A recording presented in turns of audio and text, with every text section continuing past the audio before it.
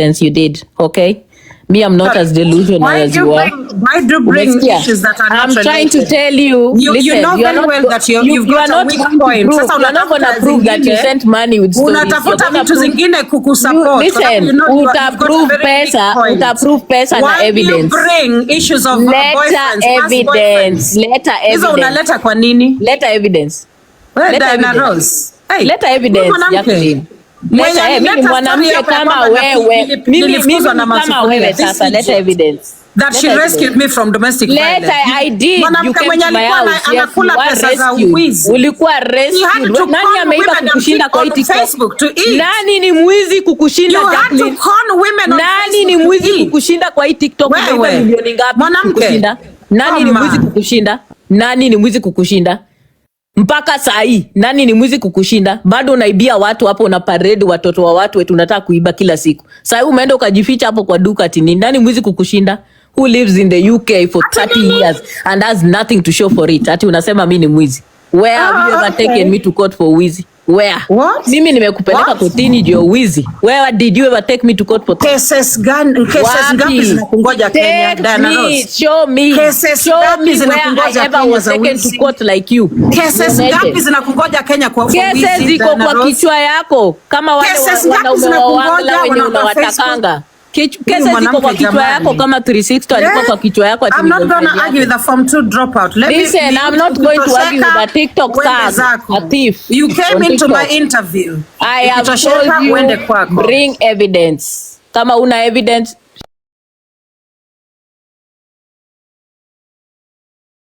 Hello guys, it's your girl Patience Status. Welcome and welcome back to my YouTube channel. If it's your first time here, make sure you hit the subscription box and put on the notification bell so that you don't forget any time I post a new video. Remember, I'm the queen of online gossip. So welcome to today's video. Don't forget to give it a like and leave a comment on the comment section.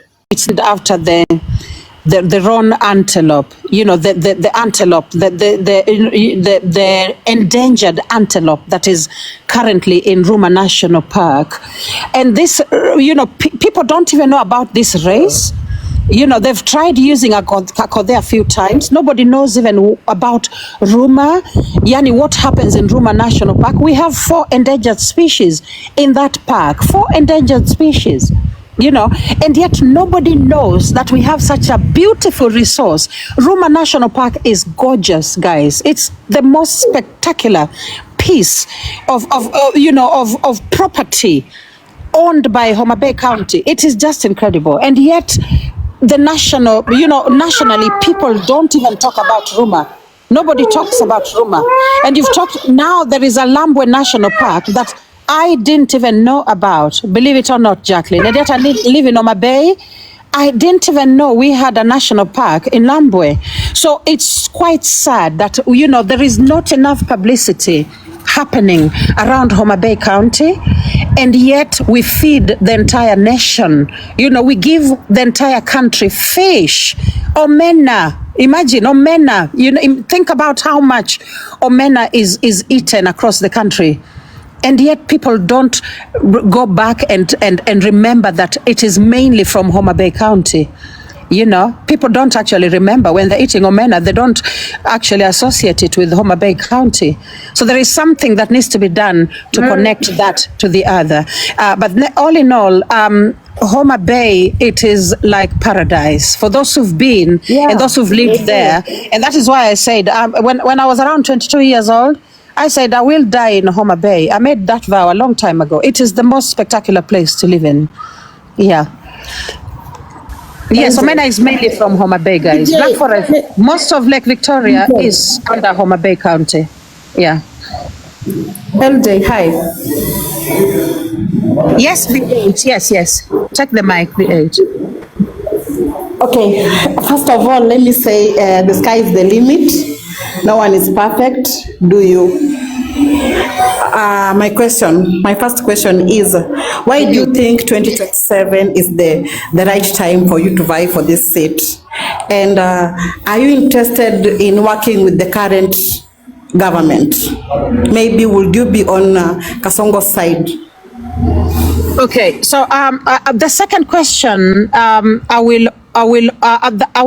question that you've asked me, the second part, allow me not to give any response to that, because that will be messing my political journey. Women I've got, can also grow. Ngoja kidogo Jacqueline, akona shida na internet.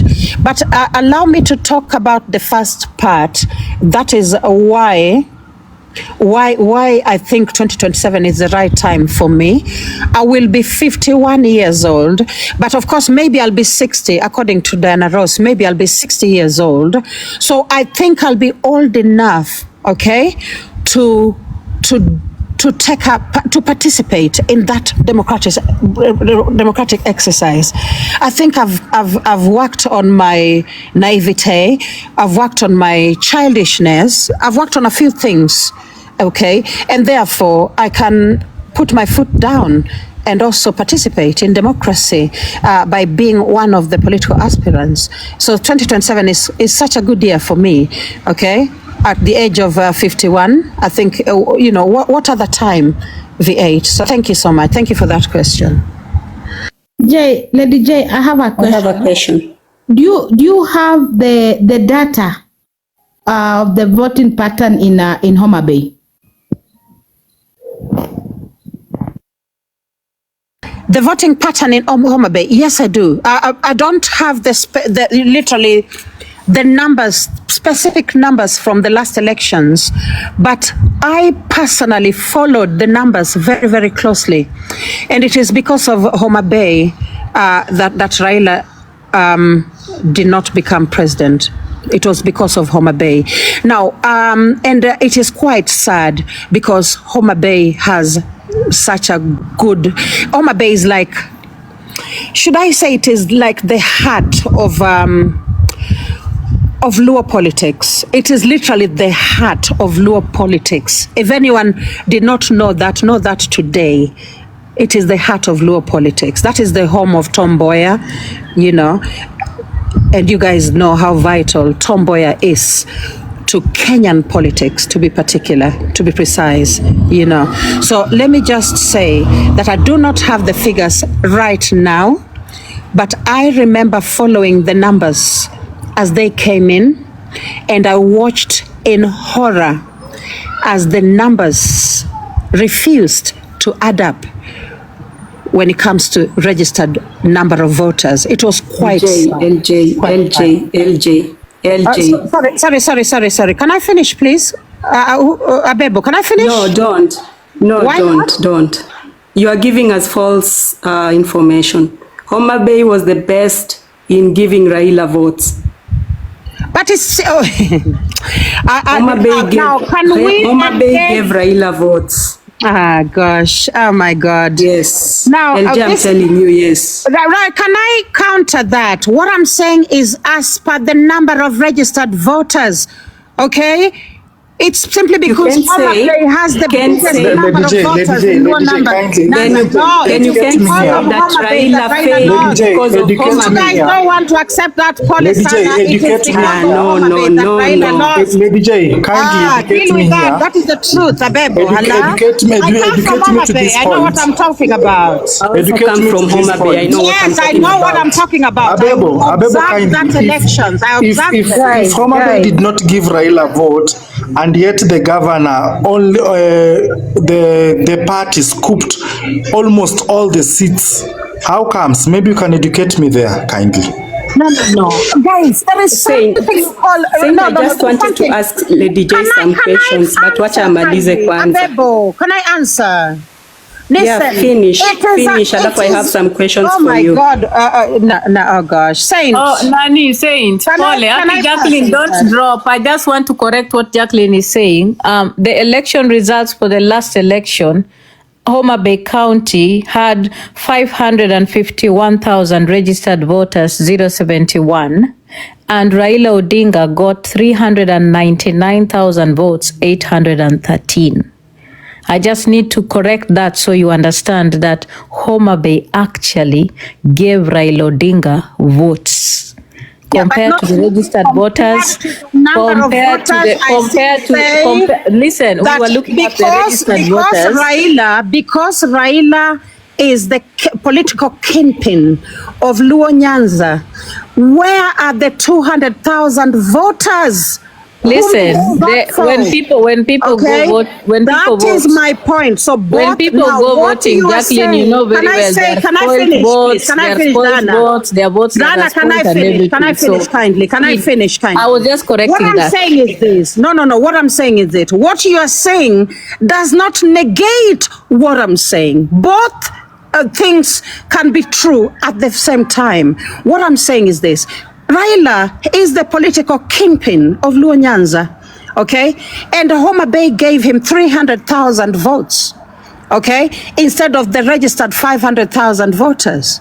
Where are the other 200,000? Does not mean that there are no spoiled votes. There are no people from other communities living in Homa Bay and all that. And the third, my position remains that as per the number of registered voters, the 200,000 votes that Raila lost by to William Ruto, those votes could have come from Homa Bay County. Now, when you're talking like that, let me finish. Let me just finish. Need you to consider. Let me finish kindly. Let me just finish and then you take the mic. I'm about done, kindly. Okay, so again, that is such a simple statement that need not to be argued against because, again, Raila lost by 200,000 votes. Are you done? Do the math. All right. So now I am done. Okay, now let me answer you. Let me respond to what you said and I'll drop. There were 500,000 registered voters. Raila got 399,000. And I want you to remember the last election, the gubernatorial race was very, very different from the normal elections in Homa Bay. That's what I need you to understand. Kidero was vying for a gubernatorial seat, and Kidero was a candidate that was loved by the people of Homa Bay. So that 200,000 vote you're talking about was a vote that he lost because people were voting in defiance. You understand? If you don't know Homa Bay politics, let me teach you one on one. I know Homa Bay politics. Listen, let me tell you, the people that were voting for, listen to me. You're not coming here the people that were voting for Kidero were sending a clear message to ODM. You have merely answered my question. The people that were voting for Kidero were sending a message to ODM. No, I'm just telling you because you're trying to argue that Homa Bay is the bread basket. No, listen. Don't mute my mic. I'm not muting. Answered my question. Can I finish? Telling me Jacqueline Ombewa, can I finish? Educate me about no, can I finish or not? Can I finish? That is bullshit. I am educating Stick to the facts. No, don't educate me. I am educating you about Homa Bay politics. I cannot be educated by somebody who never finished. You don't know Homa Bay politics. Kidero was vying for the gubernatorial seat. I know about Kidero. You don't. I was there. You don't. Diana, at that time I was living in Homa Bay. You don't know that Kidero got 159,000 votes. So you think you've just answered my question. You don't, because listen, and that's why I'm telling you, the idea of you coming here to claim that Homa Bay was supposed to be the voice of Raila in the last election, that's bullshit. It wasn't. It is bullshit according to bullshit because Homa Bay was not voted as a block in the last. Listen, whether you call me a class 2 dropout, I can tell you I am brighter than you a million times. Are you done? Not yet. Now let me educate you on the last bit. The last election was not about Raila Odinga being voted for as a block. Raila Odinga was not voted for as a block in the last election. Why do you educate me on that? And I was in Kenya? Bay did not vote as one block because why do you educate me on that when I'm educating you so that you stop peddling the lie that Homa Bay was the basket or the kingpin, where the kingpin Raila blah blah fish cake. That's bullshit. No. Raila lost because of Homa Bay. That's bullshit. Yes, Raila lost Homa Bay by right because the people of Homa Bay have a right to choose who they want to. The people of Homa Bay were not choosing Raila. Let me ask a question. Answer, guys. Answer tu swali langu jamani. Exclusively, the people of Homa Bay were not one last question. You've just answered exactly the thing that I was saying. I'm trying to tell you, stop peddling the lie about Raila being taking the votes for Homa Bay as a It's okay, that is over. But that you is have over. said I have some questions for that you. the people of Homa Bay voted in defiance. Of LJ, course, I and that's what I'm trying to tell you. So stop peddling the lie that at Homa Bay is the one that made Raila lose. No. Would it therefore not be that it is because of Homa Bay that Raila lost? Why would it be because of Homa Bay? Homa Bay is not Raila's responsibility. Listen, people of Homa Bay do not vote for Raila exclusively. People of Homa Bay let's move forward. Let's move forward. Tuachane na hiyo ya Raila. Let's move forward. LJ, I have some questions for you. Thank you. A question, please. Thank you. Now, LJ, according to you, you've told us that the women in Homa Bay don't vote. According to you, you've told us the women in Homa Bay don't vote. Not enough. Yes. LJ, kidogo. Yes. Just mute your mic, kindly. No, I'm saying yes, I said that. Now, why are you going? I don't want you to talk over me. I don't know how to talk over somebody. I was just agreeing with you. Now say your. Now listen to my question. Now see, shout. You can't win by shouting. I can actually, Abebo. Bensouda won by shouting, sweetie. Okay, now that watu umetaja huyo Bensouda. What mechanism are you going to use to make sure that these women vote? Because we all know that the youths in this country are the ones that don't vote. That is number one question. Number two, what are your mission, vision, and your core values? Number three, how will you fight corruption and misuse of funds in Homa Bay? Go on, answer. Okay, all right. So, how to increase, electoral participation? Okay, I do a charger mara iPhone 15. Sorry guys, I'm looking for a charger because my phone is gonna go off, and that was.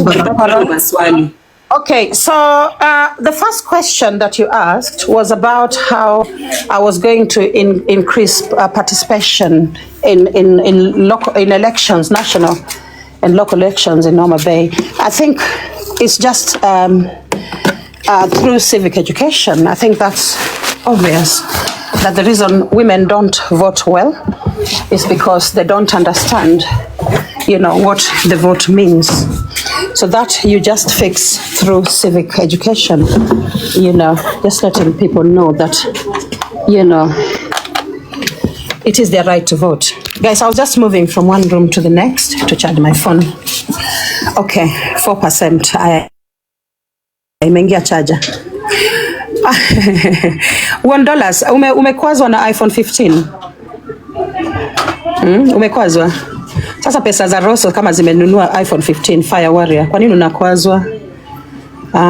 Yeah, so anyway, Bembo, yes, it's just about, it's all a matter of civic education, very important. Number two, and I think every political candidate should actually engage in civic education because that's a big issue. That's a big issue. That's really a big issue. We really don't understand, especially in Luo Nyanza, this is a fact, that we don't understand the power of the vote. I lived in Nyeri many years as a young girl when I was training as a school teacher. And the way that people show up for elections in Nyeri is totally different from the way people do in say Homa Bay. But that time I was living in Homa Bay and also living in Nyeri. So it's really, really different. And I do think that our people need a bit of education on why it is important for them to vote. Number two, you've asked about my mission, visions, and I think my values. Okay, so I do not particularly have that crafted out to read to you at the moment, but I know my version of everybody in national debates and in local debates and local conversations. I think everybody needs to be given a seat on the table. So one of my most important core values is that all the identities, all the groups along the peripheries of society, all these people need to be given a seat on the table. They need to take part in conversations that affect them directly, whether it is about roads, whether it is about hospitals. It is better to talk with them rather than talking at them. I think a lot of society, especially marginalized societies, villages, groups from, they are literally disenfranchised because they are not participating in conversations that affect them directly, conversations that affect their material realities. They are not participants in those conversations, and that is quite sad. I think by all means, we need more people participating in discussions that affect local communities, whether it is about education, the quality of education that their children are getting, or the quality of healthcare that they are getting. I spoke about the work that Gladys Wanga is doing in Homa Bay right now. I think I personally have said many times that Gladys Wanga is one of my favorite people of all time. I've loved that woman for the longest time possible. I've even gone to her home. That is just a sign that, she's somebody I really look up to, and I really love what she does. Now, she is doing a lot of work around, around empowerment. She's really into this movement to move Homa Bay to the next level. She's trying technological advances. She's trying modern hospitals. She's trying even the work she's doing in schools. Gladys Wanga is really, really trying. LJ, concentrate on yourself. We are not talking about Wanga. It is a question about you yourself, not a question of Wanga. I was just going to my point. It was just your mission, vision, and core values. Yeah. Those should be in your head. Okay, so I will. Okay, The third one I will take the next question. Then I will take the next question. Okay, the third one was, how will you fight corruption and misuse of funds in Homa Bay? Okay, so I will also pass on that question. So the next question, please. Thank you. Someone else? You are passing that question of corruption and misuse of funds. Wow. Yeah. I think. Allow me to only answer, to questions that are, Okay. The next question, please. The next one, Tafadhali. When you talk of civic education, do you know how much civic education costs, and how are you going to do it? Okay, so Gracie, and guys, it's not about corruption. It's not about the idea of corruption and misuse of funds. Oh, apparently I'm evading accountability. No, it is just because Abebo doesn't realize that as oh my God, there's just a lot that I want to say, but I think I'll pass on it. I'll still pass on it. I want to just tell you what about that question. I just want to. Just the way you want. Yeah. So okay, Gracie. Now, civic. What do I want? It's an open question. It's an open debate. Okay. Amma? All right, Gracie. Civic education. You've asked about civic education, how to finance it. Now, the thing about civic education is that it doesn't need to cost much. Civic education doesn't need to cost much. If it is being rolled out by the national government, or rather the county, even the county government, then I believe the budgeting for that. I I don't think it would take much of the budget. I'm going to be honest with you. But I think as an active citizen, as somebody who cares about education as a whole, I would actually not spend that much on educating people about their rights, okay, to participate in elections. I don't think I would take that much, spend that much. So you talked about the financial part of it, Gracie.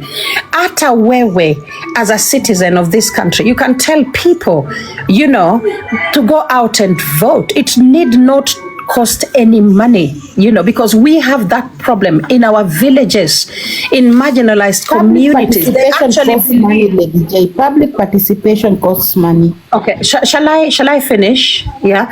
So you find that in marginalized communities, they actually don't believe they're part. Most of them don't even know what is happening at the national government, or even at the county level. Leave alone the constituency level of the local authorities. They don't know what's going on. They never see all these decisions being made as things that affect them directly. They do not know that. So perhaps anytime you get a chance as a person, as a public participant, you can just educate people on that. Myself as Lady J, I would again just hold barazas. I love having barazas. I've held a few with local chiefs. So I can literally inform people about their need to have a voter's card. That's number one. Their need to have national IDs. Believe it or not, many women being married around my village, many of them don't have national IDs. They don't. They use their husband's IDs even to open M-Pesa. So it's really, really important for us to let them know that for them to participate in decision making in the country, they really have to participate in elections, because elections are it's a loud way of expressing either interest or disinterest, So it's really important for us all to take part in civic education, okay, if we really do care about our country.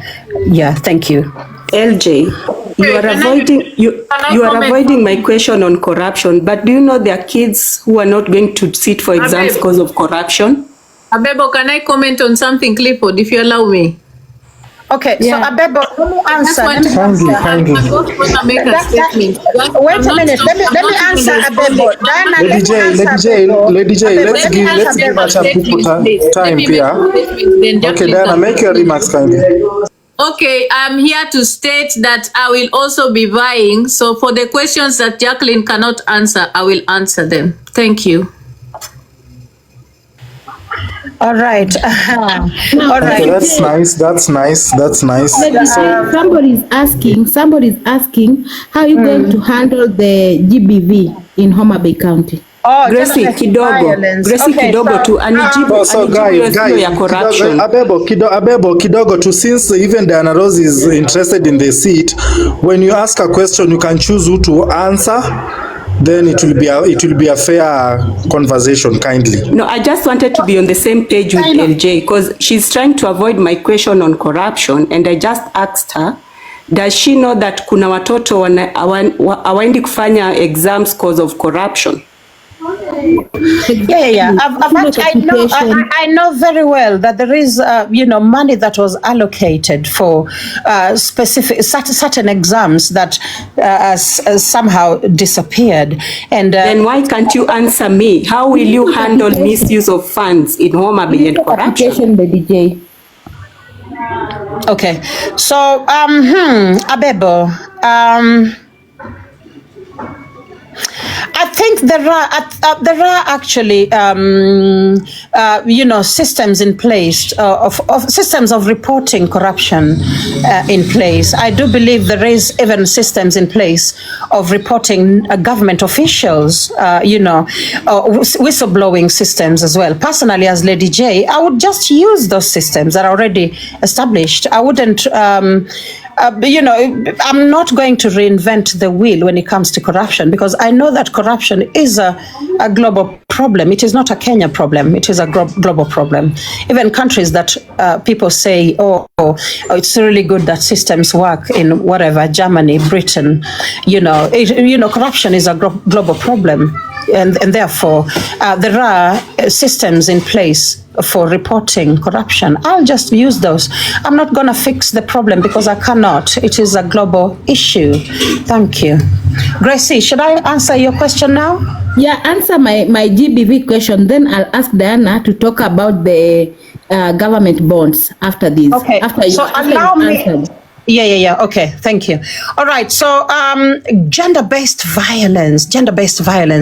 All right. So, I have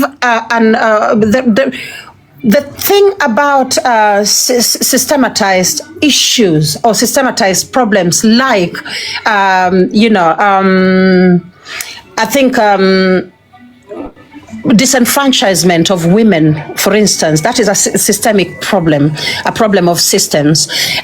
Something like that, normally you use the police and you just have to use the police. You can teach women not to accept domestic abuse. You can teach them, but women still have the right to choose, okay, whether they stay with an abusive man or not. And sadly, most of them do stay with this abusive man.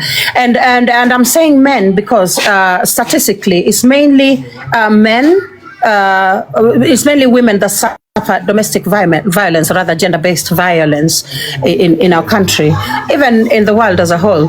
So I think what we have to do as a society is just strengthen our policing system. Make sure the police understand. The good thing about Kenya Police, they have a GBV desk and someone allocated that task in every police station.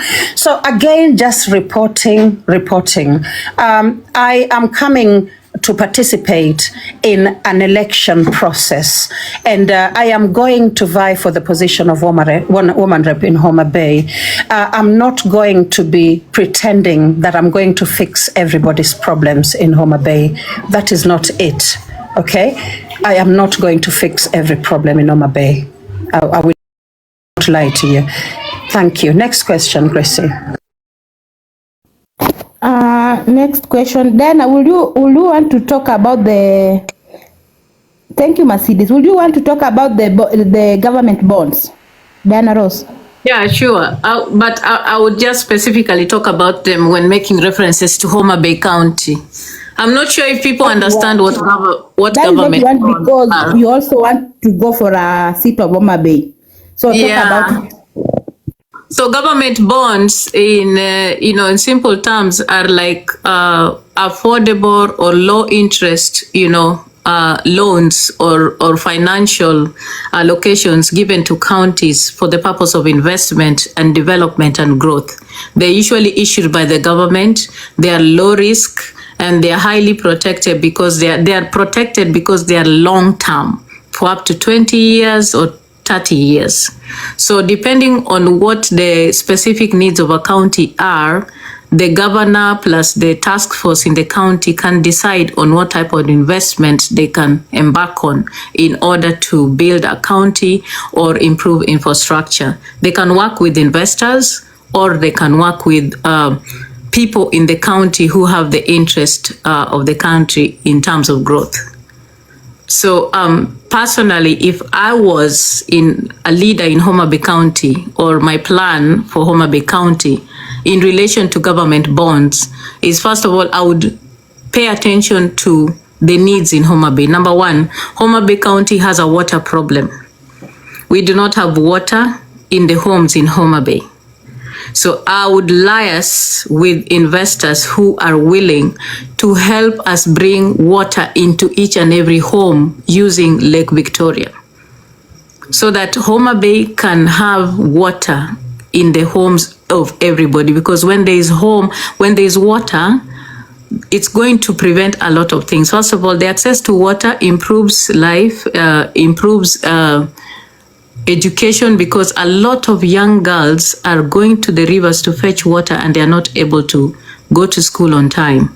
Again, it improves health, because when there is fresh and clean water, we reduce waterborne diseases.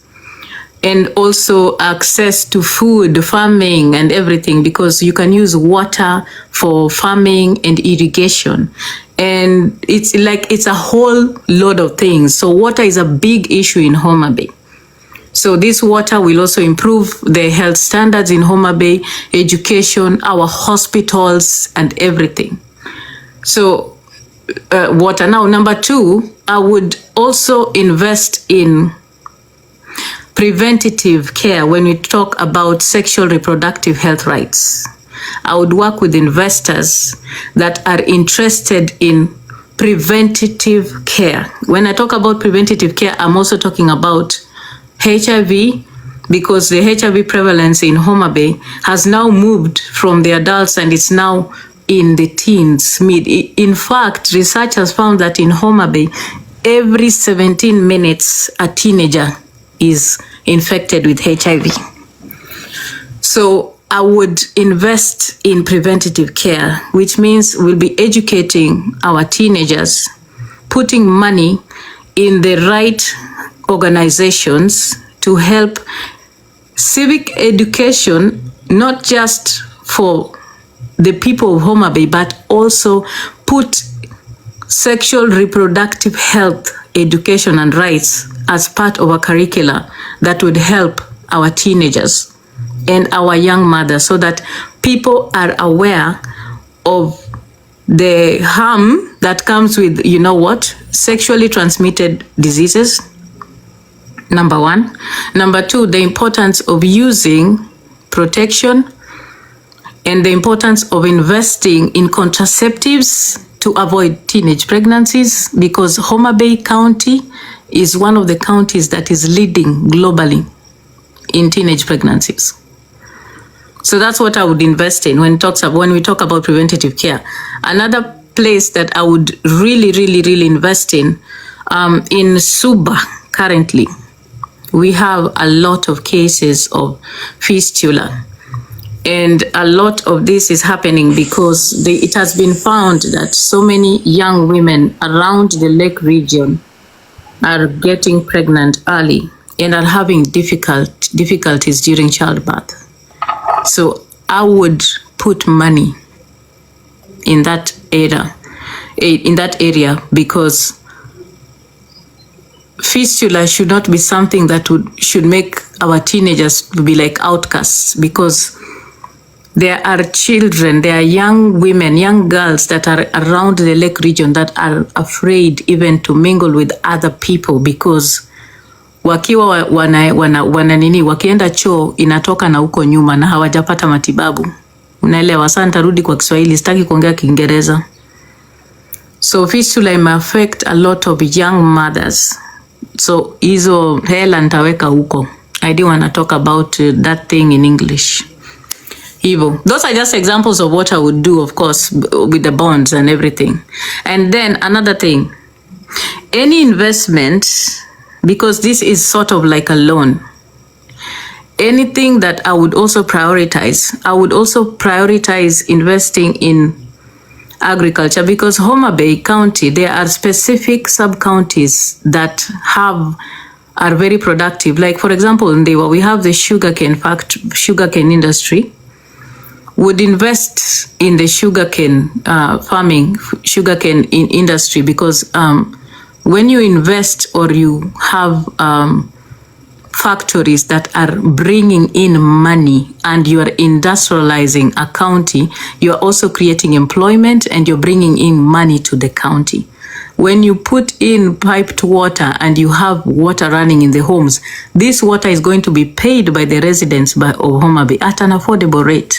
So this money comes back into the county so that it can feed the county, create employment, and make sure the county is filling in areas like electricity that we also lack in Homa Bay. So in return, the bonds will be bringing in money, and then we are putting in the money in other areas where we are failing. For example, the lack of electricity in Homa Bay can be taken care of by the revenue that is coming in from other sectors, from agriculture sector. There is in Bondo, where we have sweet potatoes, we invest in that, put in factories that will be producing bread, producing things like that, and you create employment in that in the process. So I hope that answers your question. Diana Ross, I have a question for you. I have one question for you. How do you intend to involve women and girls in decision making during your take of office?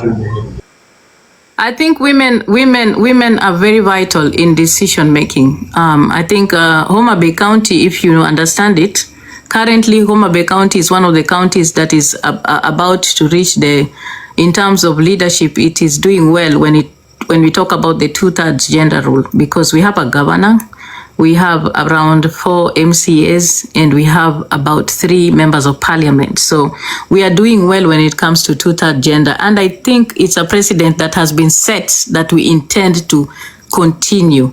You do not intend to diminish that, because we've set pace and we want it to continue. Now, involving women in decision making is vital. And how I would do it, first of all, you need to understand the geographical situation of Homa Bay and the leadership.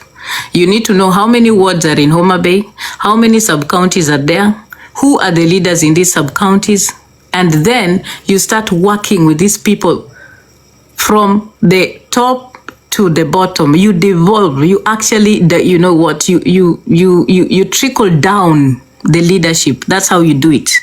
So you will start either with a member of parliament, then you move to the MCA, then you get to the chiefs, then you go down to the assistant chiefs, and then you start working with the women in the self-help group. Not you. You understand? Not about in the self-help group. You understand? I have a question for Dana. I have a question for Dana. No, you can't ask me a question, Jacqueline. No, I have to. You come to my Jacqueline, interview. You can't ask me a question. The people who can ask me a question are Gracie, Abebo, and nikuulize swali. Okay, basi na nikipod, wacha nishuke. Dana, let me ask you a question. Wacha nishuke. Wacha nishuke. One more last question before you go. Let me drop then. I'm sorry I came into your interview. Let me drop. Let me drop and then I will come back. Lady J, wait. Can you show up to somebody's interview? Alafu unasema I'm also vying in Homa Bay. Questions that Lady J cannot answer. Oh, that was so silly. All right, so this is a question I wanted to ask you then. Guys, tap, follow the host. Guys, tap, follow the host. Now that Dana dropped, follow the host. Lady J, I want you to answer this question, because I want you to answer this question kindly. If elected in office, what will you do first?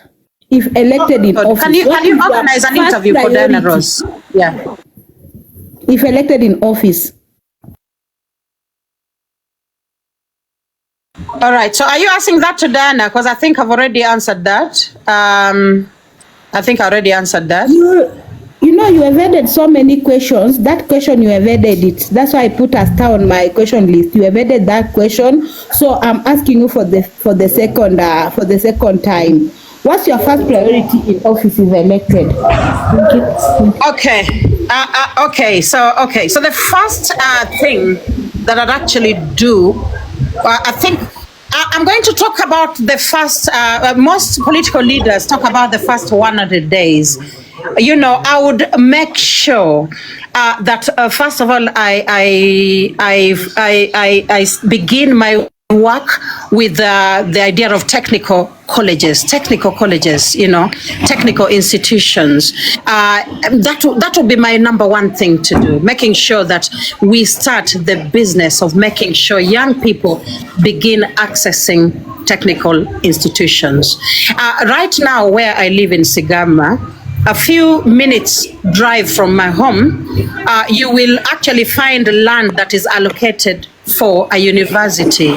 We should actually have a university very close to my home in Dewa. Yeah, right. Somewhere called Kodumbe. We have land allocated for university, and it has been like that for well over 10 years. That land has been lying there. I would begin with the business of the day, and my business is that of education. That is what I would be focusing on. And another thing that I would actually do, Gracie, which is very, very vital, is making sure that there's something that worries me about Homa Bay, and it is about young children staying at home without going to school. It is such a big number of young children not going to school in Homa Bay County. If I tell you the figures, it is shocking. So I would literally begin working with the local communities, the chiefs, the local chiefs, and also the local MCAs, in making sure that we find out why these children are not in school. Because I think that is a big problem in Homa Bay. That is why we have, those are the issues, teenage pregnancy, all those issues are stemming from the fact that children are not accessing education at all, and that is a big issue in Homa Bay, and I would work on that, Gracie. Thank you.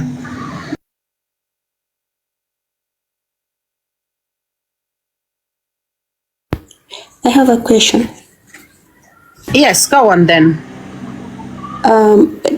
LJ, what will you do different from the current women rep, Bensouda? We see she has this initiative of Pada Girl. I'm just asking you, what will you do different, or what are you going to bring with you that will be different from her? Okay, so I will talk less and work more. I think the issue I have with Bensouda right now, even though of course she has a few initiatives going, akuna hiyo ya Pada Girl. Pada Girl ni kitu hata ana run hapa kwa TikTok. Like many people are running that program, and it's actually something that should be funded. Really, pads should be provided by the county government.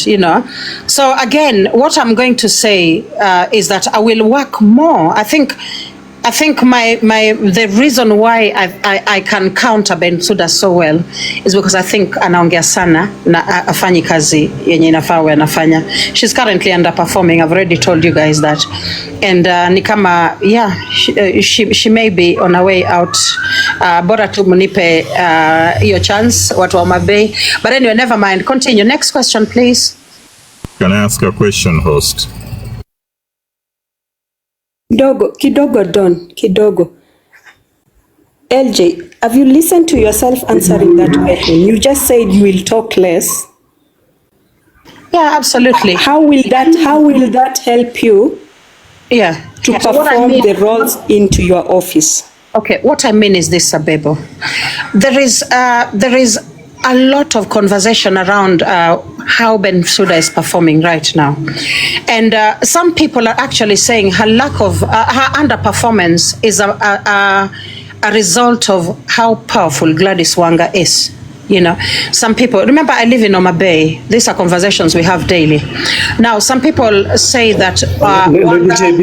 Lady J, before you finish, with all due respect, have you counter-checked the registrar performance of all these leaders, including women rep, especially Bensouda?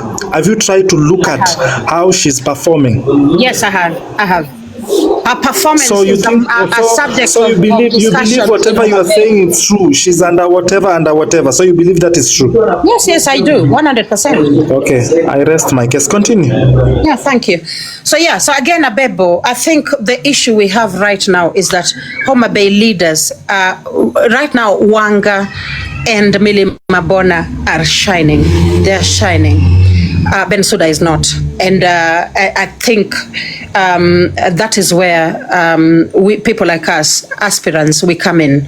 We really want, personally, like Lady J, I really want to outperform Bensouda in many things across Homa Bay. And remember, you cannot fix all the problems in Homa Bay. I had,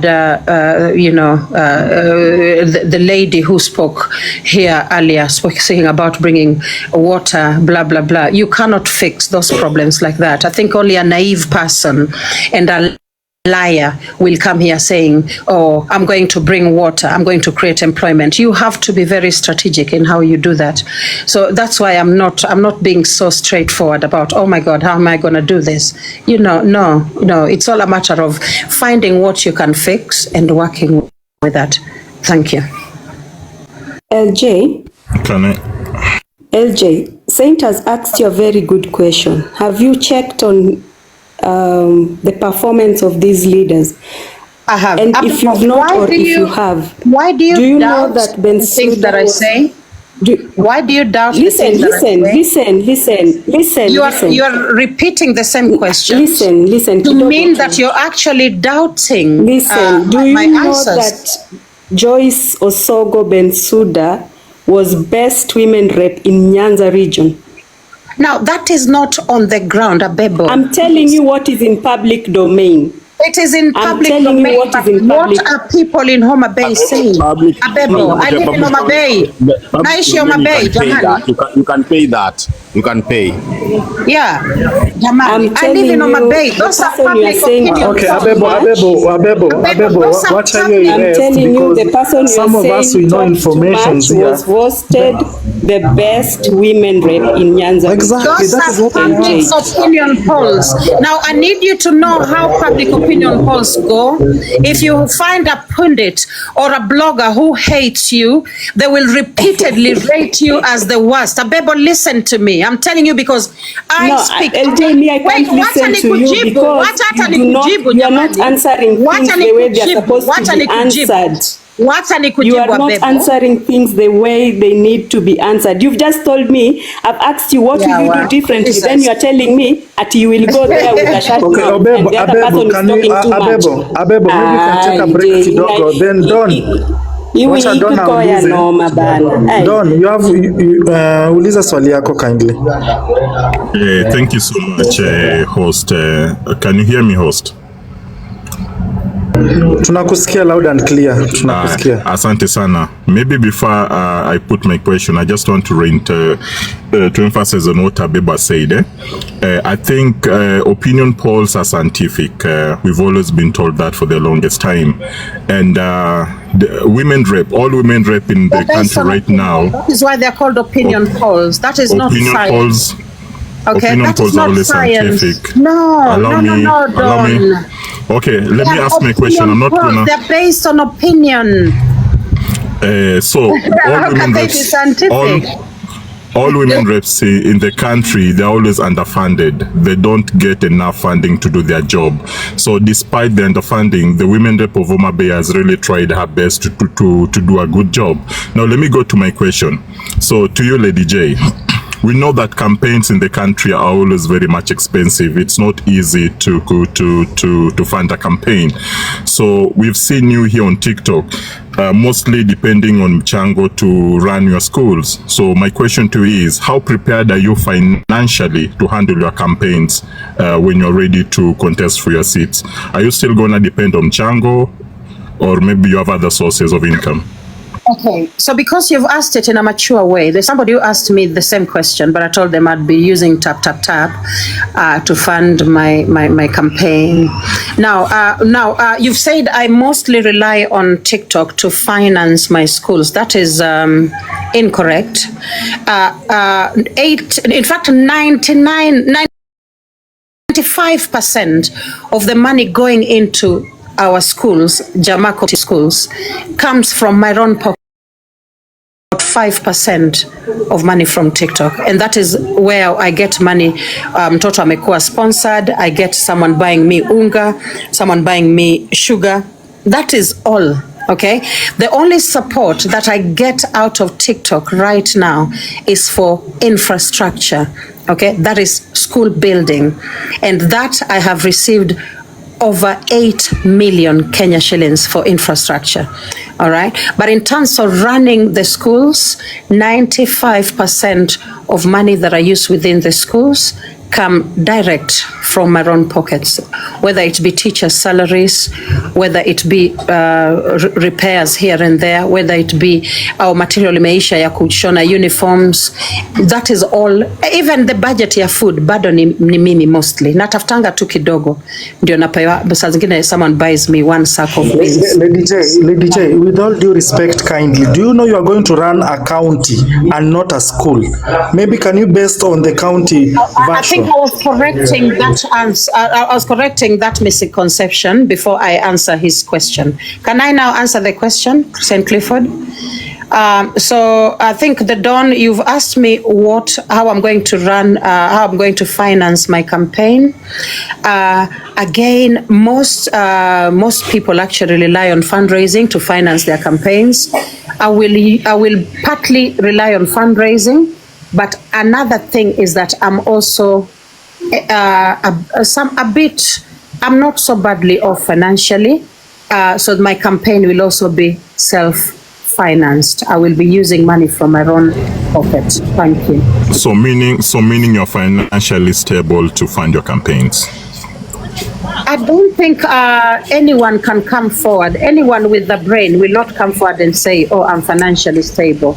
So no, I'm not. In fact, I really am not. Okay, but I will again finance my campaigns using the little money that I have.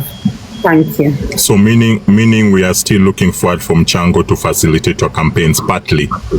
Okay, so I will do the same thing that Barack Obama did. And the same thing Morara Kebaso does. You put out an M-Pesa number, somebody will send you something, you put it into the campaign. All political aspirants do that. Everybody does that. Yes, so yes. So ukiwa na ka50 bob, unitumie siku za campaign, nifanye campaign nayo. Thank you. So are you the last one, are you also planning to use TikTok as a channel probably to seek funding towards facilitating your campaign? Why would I not use TikTok, the Don? Why would I not use TikTok? Do you know, Lady Jacqueline, we are not doing, I happen to be a TikToker, and yes, I do raise money on TikTok. I've raised well over 25. Let me finish, Kate. Thank you.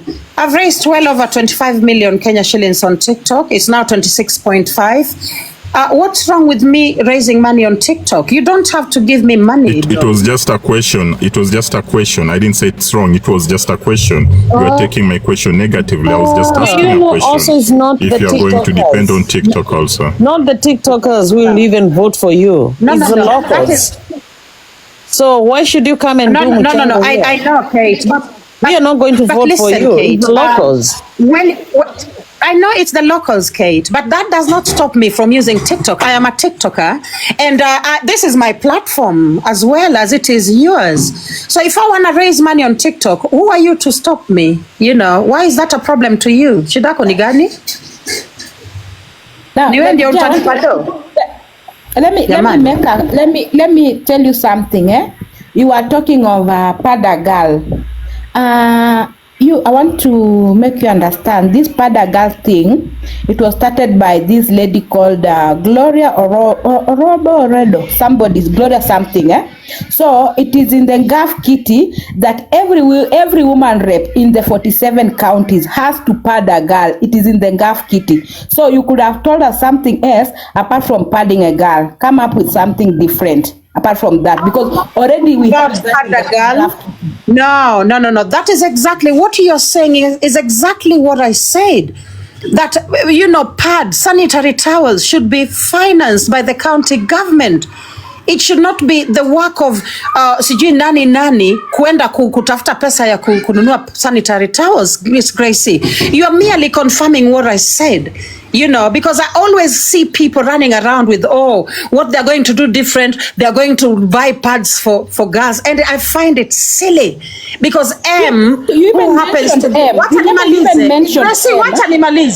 mentioned M. So I was coming No. Is what I'm saying. That is why I find it silly, because somebody like M is here. She's on TikTok. She is padding girls across Kenya ever so often, and she's literally just here with a very small group of people on TikTok. So I do not think that is an issue of discussion, even though I know that many girls struggle to access sanitary provisions. They do struggle to get them, and I think it is a matter of insisting that the local, or rather the county government, does more to ensure that girls get pads.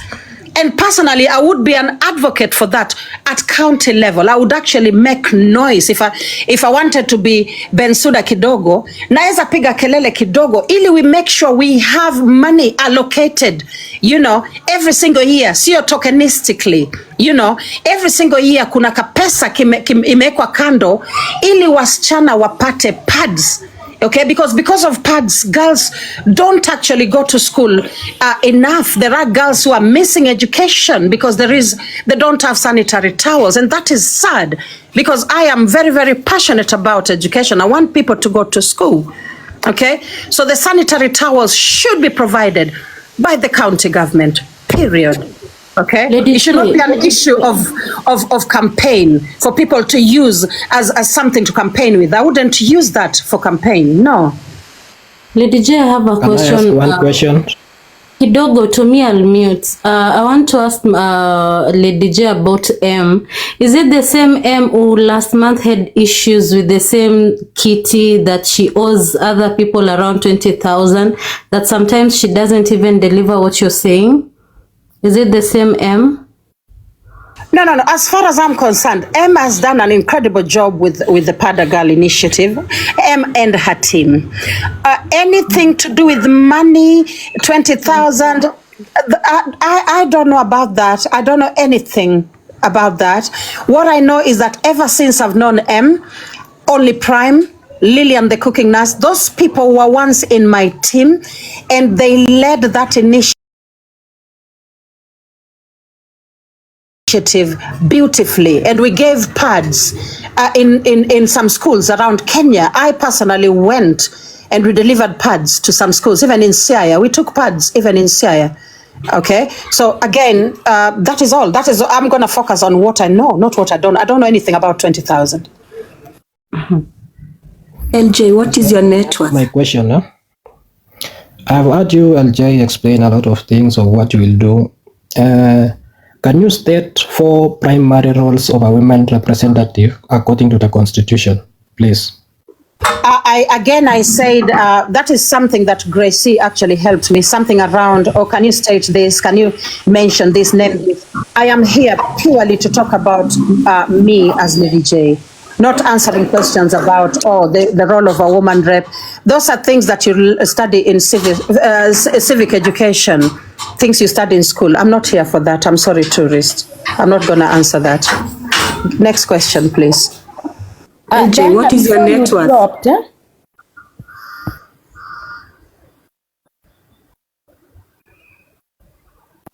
Hello, did you hear me?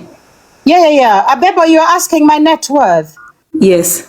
But why would somebody come on TikTok and blah, blah, blah about their net worth? Now, these are public questions. We need to know, before giving you an office, what are you going in with? And after, we'll still audit you. Oh, so you are going to audit me? Now, if I tell you my... These are questions asked for politicians in an interview. I know that it is asked during the vetting process. There's normally that question. Now, I only know the value of some of my properties, not all. So I don't know how I'm supposed to come up with a net worth when I've only done valuation, I think, on about 4 properties. So no, I don't have an answer to that. So, Lady J, one question Karina, for me. the 200 acres is worth around 37 million. So if you want an answer to that, one question for me, around 37 million. Thank you. One question kindly. How well do you know Homa Bay's budget? I know it's big, but how well do you know it when it comes to allocation of, let's say, education, health, not so well. Not so well, sir. So maybe you'll go and you'll counter check on that, then you'll get information. I will. Yeah, thank you. Next question, guys. Next question. I think Diana Ross is back to ask me a question. I came up here to ask you a question, Lady J. Yes. When you try to tell us that the government should be responsible in provision of sanitary towels for girls, where will you place, because I place the sanitary pads in the Maslow's hierarchy of needs as part of physiological needs for women. And this is a part of provision like food and whatever. And I think why this course has never succeeded is because a physiological need means it's something you cannot go without. I thought you could focus on just making sure parents are empowered in generating income and they could be able to buy these sanitary pads to them, because like government is not entitled to feed me.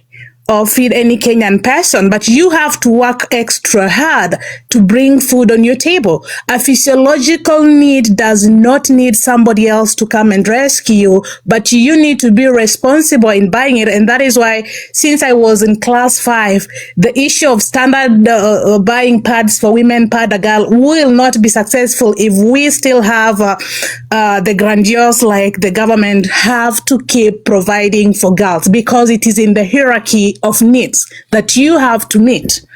Whether you get a philanthropist supporting you on that, but people should know how to meet it. So I think if you want to outsmart Bensouda, you should be telling us on how you're going to make the parents to provide it. But if you rely on government, we won't get it, because it's been over 20 years. All right, so allow me to answer that. Especially, I'm going to answer it from the angle of my current condition, that is the diasporic condition. I have lived in the diaspora a long time, and then there is that hybridity that comes along with that identity as a former Kenya diaspora resident. Now, Mtaratara, in certain countries around Europe, sanitary towels are actually free, okay, because the government has put in the work that they need to do. The issue of sanitary towels is a feminist issue. I am a radical feminist. The issue of sanitary towels is a feminist issue. And through serious lobbying and advocacy and serious pressing of governments, will we get sanitary towels provided for by governments. If condoms can be free, why can sanitary towels not be? In British schools, for instance, I taught in Britain 20 years. In British schools, children do not buy sanitary towels. Parents do buy from the supermarkets. However, there is also already a government provision for sanitary towels. Kids can go to school and go back home with 5-6 packets of sanitary towels. They do not need to buy it. Not to say it's not there in the supermarkets. It is there. But then again, I'm going to say again that the best way to approach the issue of sanitary towels is through this idea that men have access to free protection, okay? And women also need access to this physiological need, something that you cannot really empower a woman economically to afford. I can speak for myself growing up. I could never afford sanitary towels, even though my parents were quite okay economically. All right. So sanitary towels, again, Taratara, I know that under Maslow's hierarchy of needs, it falls under physiological. So therefore, it should be fought for as hard as we do food and water, as we do water. So should we fight for the government to give us sanitary towels? Okay, I don't think there's an issue with that. So, Lady J, you can echo on that. Kindly echo on that. Let me add something to what Mtaratara has just said. I think this conversation about sanitary towels has been going on for so many years. And I think when we talk about radical feminism, we must also remember that radical feminism does not entail donor dependency. The issue of donating sanitary towels over and over again is one of the lamest things, even though we do it, it should stop. Giving out sanitary towels every day, every month to schools is something that should be done in a very different way. Instead of giving out sanitary towels that a county government is buying, investing 20 million, 30 million to buy sanitary towels from a company and to distribute in schools, is one of the most foolish things ever. I think the donor dependency syndrome should stop, and we should now start manufacturing our own sanitary towels so that they can be accessible at an affordable price, so that it is also income generating to the counties. It's very, very important, because imagine we are investing 20 to 30 million each financial year, financial budget, on sanitary towels, money that can be put, like, for example, since we are focusing on Homa Bay County, just recently I saw Homa Bay County had launched, they are trying to revive the cotton wool the cotton industry. We know that sanitary towels are mostly made from cotton. So yes, it is from Ngaf Kitty, yes, Gracie, but Ngaf Kitty can produce at, maybe let's say Ngaf Kitty has 44 million or 50 million per county. Imagine if this money was put into the county, like 30 million, in terms of producing cotton wool, like Homa Bay, because Homa Bay is a cotton, the soil in Homa Bay produces cotton wool, So imagine if this money was put so that it produces cotton, so Homa Bay can actually produce its own sanitary towels that is bought at an affordable price. It would be way better than having a county buying sanitary towel from Always in Nairobi, or which company is that where they get the sanitary towels, It would be way easier and it will be way better. I think one of the biggest issues that we have in leadership, especially not just Homa Bay, but in Kenya, is that people are not thinking about sustainability. People are thinking about like on the spot solutions, but people are not thinking about tomorrow. It's important for us to start thinking about things that are sustainable and are also of value addition to the county. That's what I wanted to add to what Mtaratara had said. Diana, I have a question. St. Clifford, I think it's disrespectful for people to start using words like bipolar on the comment section. This is a conversation that requires people to just have a conversation. No. Let's allow comment section to be. Hata mimi nimeitwa wewe kama uko sawa na hiyo ni sawa. Mimi am not. Let's question for Diana.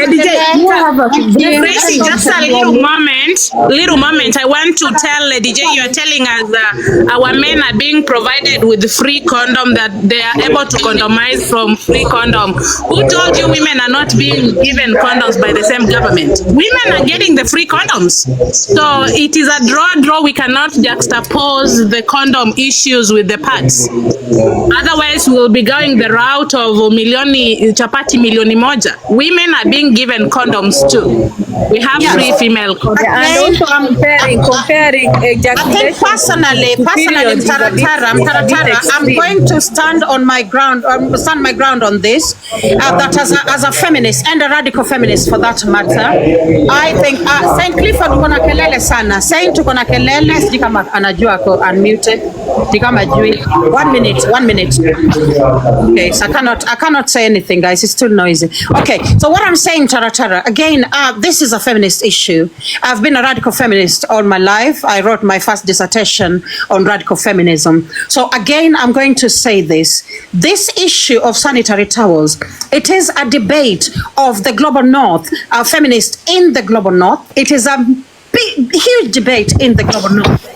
Including in America as well, Mtaratara.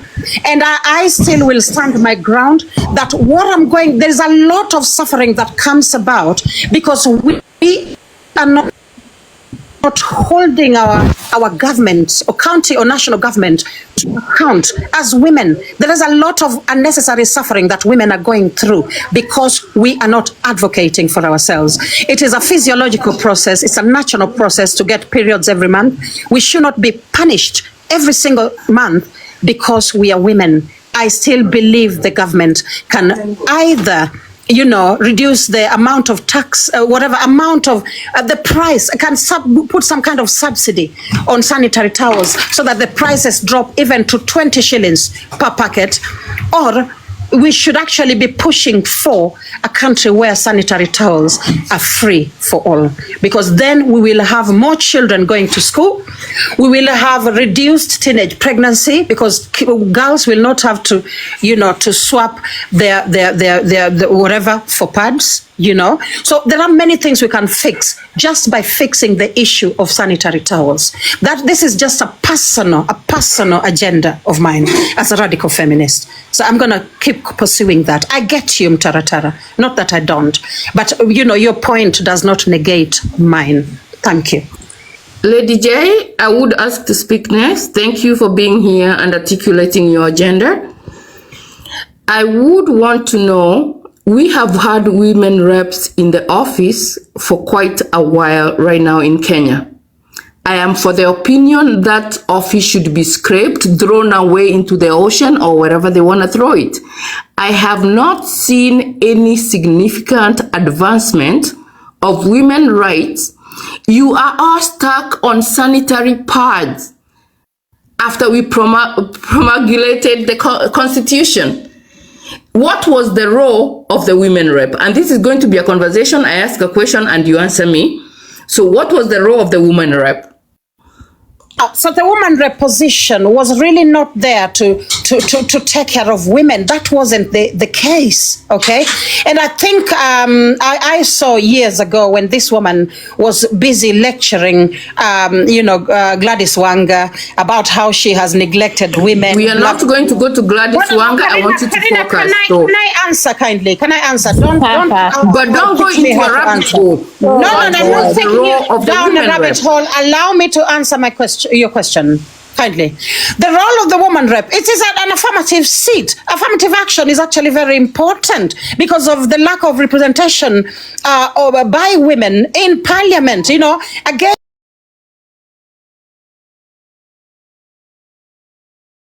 the issue that the affirmative seat was to fix, the problem that it was meant to fix was that of representation. Okay, the 2/3 gender rule. It was there to fix a very big problem that as much as women were trying to get into parliament, they were never given the chance because they did not have the financial, infrastructure or even the political infrastructure to get them into parliament or in those seats. So for that reason, you cannot come here as a vagina carrier, a woman, and say that the seat of the woman rep is useless and therefore needs to be scrapped out, okay? Some of these pick-me moves, you guys just need to drop. If you're not satisfied that a woman rep is essential, just be quiet. A woman rep is a member of parliament. It's just an affirmative action seat. But that too is a member of parliament. What have they accomplished? Let me tell you. Let me help. Let me help. Let me answer. Let me answer. Let me help you. Jacqueline has answered you, but I want to echo some things so that you understand, because I think the problem.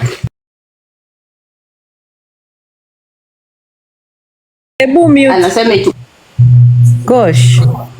Now, let me tell you something, Karina. Yes, Dana. This is what you need to understand. I'm going to add a little bit on what Jacqueline has said. The reason why the seat was created was for affirmative action. I'm not going to repeat what you said, but I'll add on to something because you've said, what have they done? I think the biggest issue for people like you is that you don't read and you don't follow what happens in parliament. I actually do. No, don't make assumptions on me. I'm going to let me now educate you on what's happening in parliament because you don't know. That's why you're asking that ignorant question. When you have more ignorant question, that's an ignorant I am a question. political analyst, let me tell you. So I do follow. Let me just so don't make assumptions on me. Let me respond to you. It is ignorant because bills are passed in parliament and the numbers matter. It is numbers that help bills get passed in parliament. There had been a problem with numbers in parliament that's why we talked about affirmative action.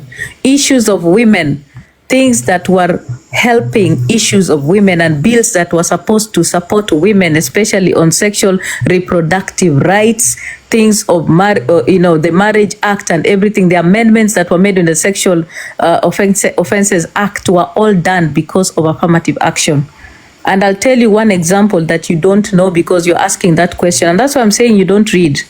Do you even know that it is because of that affirmative action we now are able to talk about IVF in Kenya? Are you aware? Do you even know? Then why are you asking that ignorant question? It is not an ignorant question. Then why are you asking a question about what have they done? What are you asking? Because there's a lot they've done. The Sexual Offences Act was women reps put on the table. You're not going to sit here and lecture me or call me ignorant. Don't call names. I'm lecturing you because you're ignorant. You're not gonna lecture me. You're not. I am lecturing you because you are ignorant and you are. I am not ignorant. You're not going to sit here on your high table and call me names. I am going to have a conversation because I have read and I understand. I am also. So unafaa kuelewa sasa, unasikia? Go and read and see what the women have done in parliament. Go and look at the bills that have been passed into law. Those bills are also protecting you as a married woman and also helping you with Matrimonial Property Act. It was passed there. The Sexual Offences Act was amended to protect you. Today, women in Kenya, including you, can dress the way you want because women in their numbers passed the security bill to help jail men that strip women because of their dressing, okay? And I'm telling you again, you need to understand what affirmative action is. And I do understand it. The reason why, and by the way, listen, that seat is no longer women rep seat, okay? It's an MP seat. It's no longer called women rep seat. So you get it. It is a women rep seat, and that's why we are referencing it as such. Let me tell you something. You need to understand some things before you women. There's nothing like a women rep. We only have MPs now. You understand? And that is, we are being specific to the role. That's why we are referring to it that way. So that way we are now specific from the other MPs. The only reason why we are being specific to the role is because regular MPs had the CDF kitty and the seat did not have any allocation. That's why we have NGAF. And my question to you, we are here discussing pads, but women are more than the pads and the menstruation. So that is why I asked the question, what are we doing if you get this seat? Are you just going to be all about pads? Women are all about the menstruation and pads. So this conversation should be expanded beyond the pads. What are you doing in your capacity in this specifically created seat that is supposed to empower women? We cannot be talking about pads and menstruation like from January to December. Listen, let me tell you something. We will talk about issues of women, including pads and menstruation, because it's affecting women and girls. Listen, let me tell you, let me tell you, you cannot have a problem with us talking about menstruation because you know what? It is just a very small part. We will stop talking about menstruation. It is a very small part of it. When women and when girls have access and are free. Can I ask you a question? Ask a question. Gosh. Yeah, we can move. Let's move on.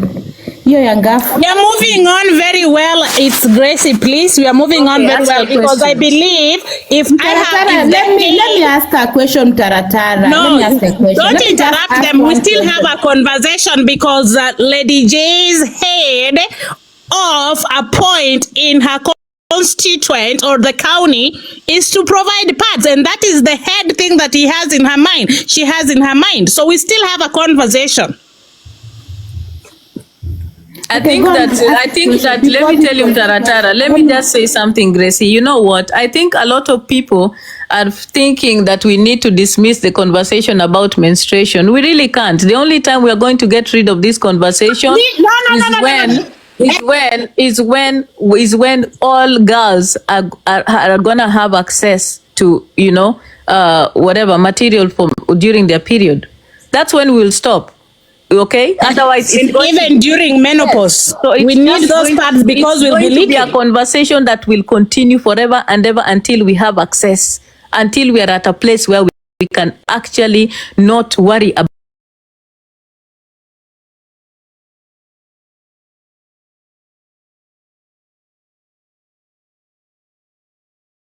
refusing. Nobody is refusing that it is a small part, but it's not a small part. Listen, by the way, let me tell you something, Karina. Listen, Karina, don't try to minimize the. Nobody is minimizing. Don't try to minimize the impact of the lack of sanitary towels. It's huge. Diana, I will huge. It's a big part of it. It's but huge. Beyond that, can we discuss other issues where when we talk about the women rep, it's not just but don't try to minimize and dismiss it at you don't want to hear it. That's I don't want to hear. Don't put words into my mouth. So it's a big conversation. Part of it. Good. So if you have another question, you can ask. But I want to tell you, the question is beyond menstruation. As a woman rep, what else are you going to do for your county? It cannot be all about pads. Even the amount of money that we will be paying you as taxpayers does not justify you to be there to just worry about the parts. I am saying when we talk about the women rep, it has to be more than just the parts. It's a big part and I acknowledge it. I'm even part of initiatives where we give the parts. So can you tell me your agenda? Now that you've talked about the pay for the, as you call it, women rep, my salary, if I'm a women rep, is not supposed to be helping the people in the constituency. That's my salary. My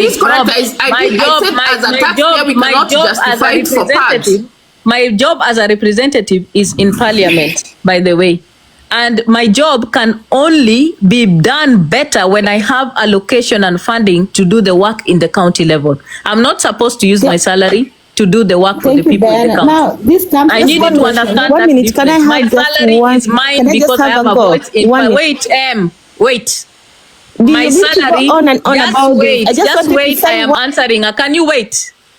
My salary is my personal money that I get for the work that I do in parliament. When I sit in that parliament and I make arguments and I propose issues and make bills and write and make amendments, that is what I get for my salary. I'm not supposed to use my salary in the county level to benefit anyone. And you're off topic because I said as taxpayers we cannot justify that salary. I'm trying to tell you because when you talk about taxpayers, the justification for you as a taxpayer is my role in parliament, the work that I do in parliament. That is the justification. And it has to be more than sanitary pads. That is where I'm trying to tell you. Listen, it is gonna be more than sanitary towels, of course.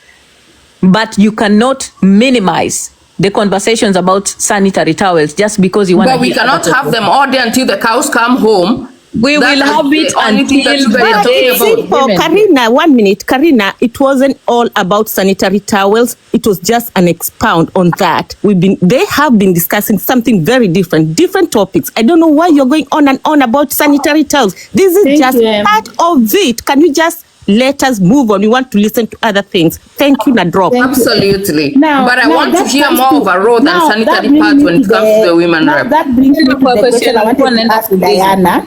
Diana, I wanted to ask you, what are your first priorities if elected in office?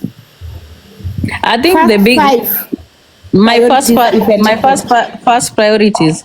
First priority is help reduce child marriage and child pregnancies in Homa Bay County. I'm talking about Homa Bay County because that is what is rife right now. Homa Bay County is struggling with teenage pregnancies and HIV prevalence. It's actually leading almost globally. So that will be the first priority. Preventative care. Like I said before, number one, I would be tackling, teenage pregnancies in Homa Bay, talking about contraceptives, talking about the importance of educating sex education in our schools, okay? And creating adult schools where teenagers are able to go to school with their children and to make sure that the children and the teenage mothers can do their exams and continue with their education. That's number one priority. Education for girls who have dropped out of school because of teenage pregnancies. Number one. Number two, I would, what's going on? Unanisikia? Kikombe. Tunakusikia hosta kwa kikombe though. Yes. Continue. I think for you, we will call you to ask you questions because again, Lady J anaenda kujama hapa hijack nini yake. Okay, so wacha basi tumeongea basi ya kutosha. Grace, kama una question ya kuuliza. No, you can ask Lady J questions so that even your turn comes, Lady J can ask you questions. I am not going to ask that question. No. I didn't come to ask questions. Unaweza niuliza swali? Okay. No, don't. Can I ask you a question? You really don't. You don't need to ask me then okay. And I'm anyway, you can answer it in the next slide. Maybe I'm just giving the question. I'm only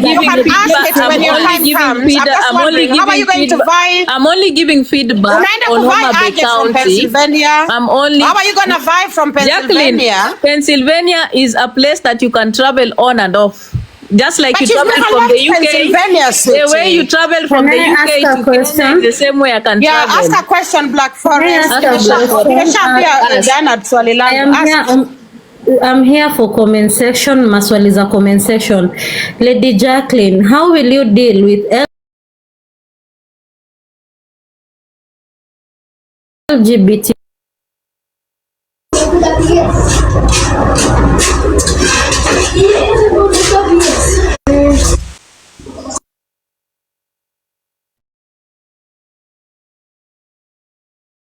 in the country. Everybody. That's not a Lady J issue. Okay? At a Black Forest, how are you going to live with the homophobia that is leading to the killing of sexual minorities? How are you going to deal with it? Okay? Lady J is living with a man and with her child. Okay? That question that you've asked is for you as a Kenyan. Why are queer people dying because of homophobia? And why are we finding that acceptable? Thank you. Let me mute. Okay. The same question goes to Diana Ross because she's also vying for the same Homa Bay. Kidogo. Guys, tap. Tuna hang. Tap.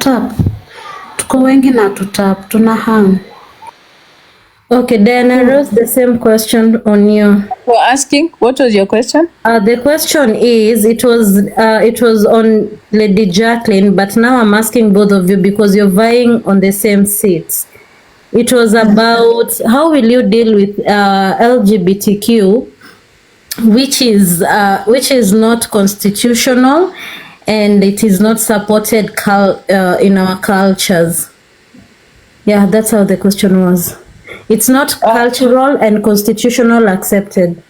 So in what context are you asking this question? Are you asking me as a contestant or are you asking me as a person that is pro or against LGBTQI? As a contestant.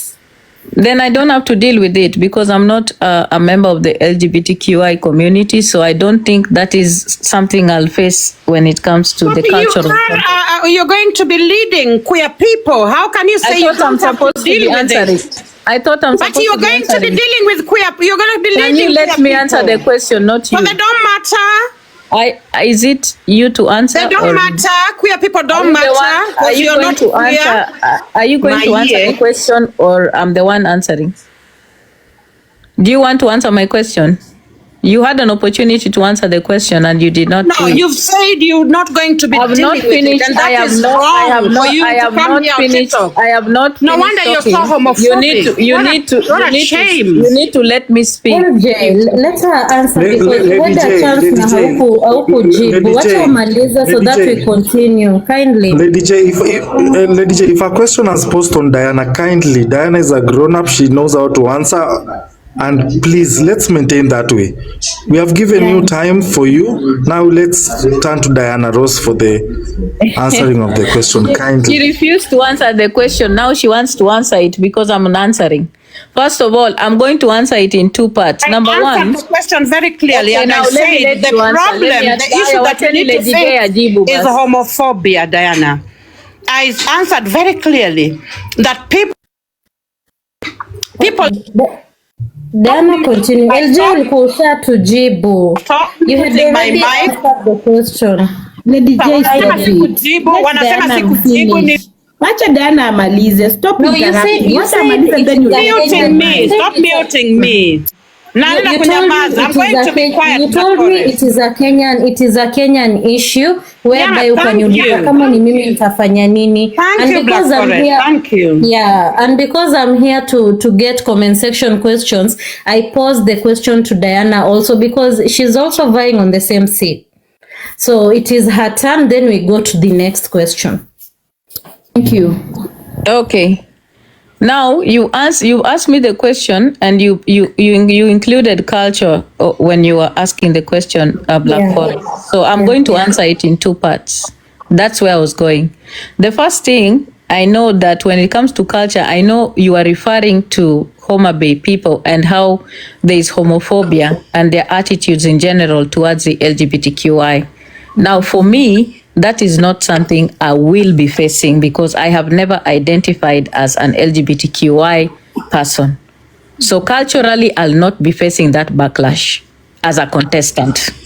Now, the second part of that question that I will answer, Homa Bay County, specifically in Dewa, we do have people who are intersex, people who are, of the LGBTQI community. These are also voters. These are also people who live in the community. I have always identified as a feminist, and therefore I support minorities.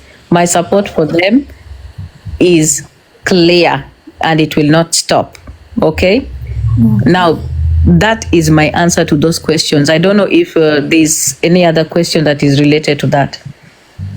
No, my question. Because I know the backlash on the ground in relation to LGBTQI will be because of the cultural norms, in Homa Bay County, where people will start saying, oh, unafanya hivi, but that doesn't relate to me, because as an individual, I have never identified as a lesbian or a member of the LGBTQI. And that does not mean I'm homophobic. No, I am simply clear about my identity, that I am straight. So if you have an LGBTQ person that identifies as a woman in Homa Bay County, are they also going to be protected? Everybody is protected under the Constitution in Kenya. It's not the NROs to protect them. People are protected under the Constitution. Every human being is protected under the Constitution. There are just no specification for LGBTQI as minorities, and that's why it was taken to court. In case you didn't know.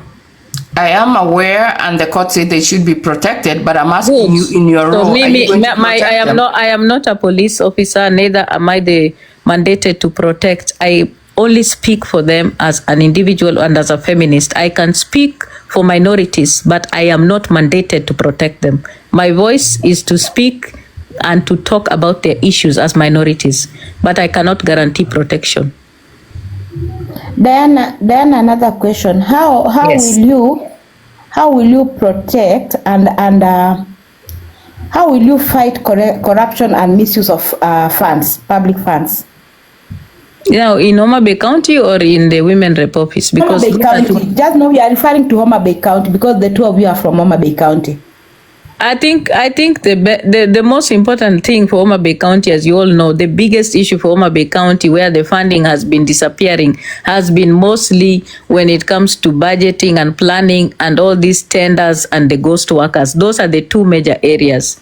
Homa Bay County has a lot of ghost workers, and Homa Bay County has a lot of people who are getting, put in the tender, when it comes to the building of roads, bringing in of things and investment within the county. It is the people within the county system and the county government that are using proxies and proxy businesses to register and to get the same tenders, So it's just people within the county that are eating within the county. So I would make the tender process or tendering process very public and open, so that it is something that involves public participation. And then I would prioritize companies or businesses that are registered within Homa Bay County, so that revenue is back within our county. And then I would outlaw people who are employed by the county to run or to have any businesses that will be taking up tenders to do anything within the county.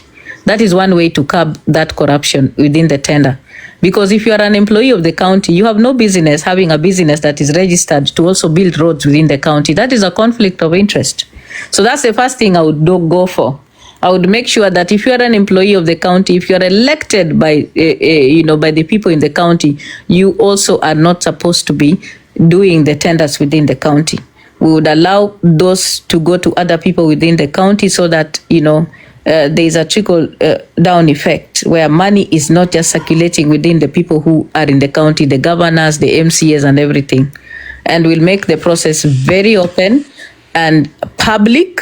All these companies will be vetted by the public, and the results will be put out there, in the public and everything, including the allocation of funds. The process should be public. And then the same public participation will help in checking, the monitoring and evaluation process of all these tenders and the projects. That's what would happen. In the county level, it is doable.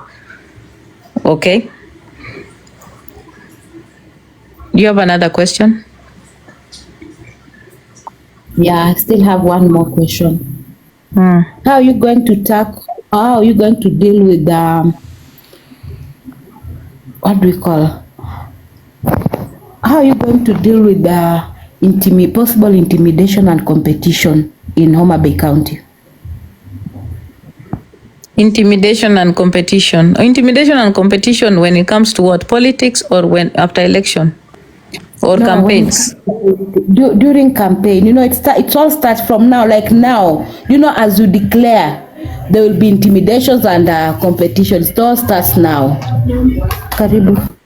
I think one of the biggest things about Homa Bay, people don't know how much Homa Bay has competitive politics. Homa Bay is one of the most competitive political grounds in Kenya, and a lot of money is spent in Homa Bay. So I believe Homa Bay, the best thing to do if you're going to be doing any politics, this is just me, I think working with women groups is very, very important. Start working with women groups, associate with women from the ground level, so that you start selling your agenda in the ground, you know, word of mouth, move from households, you know, household to household, start visiting, working with people, do little projects. How do you within do the that ground. from Pennsylvania, if I may ask? Can you mute?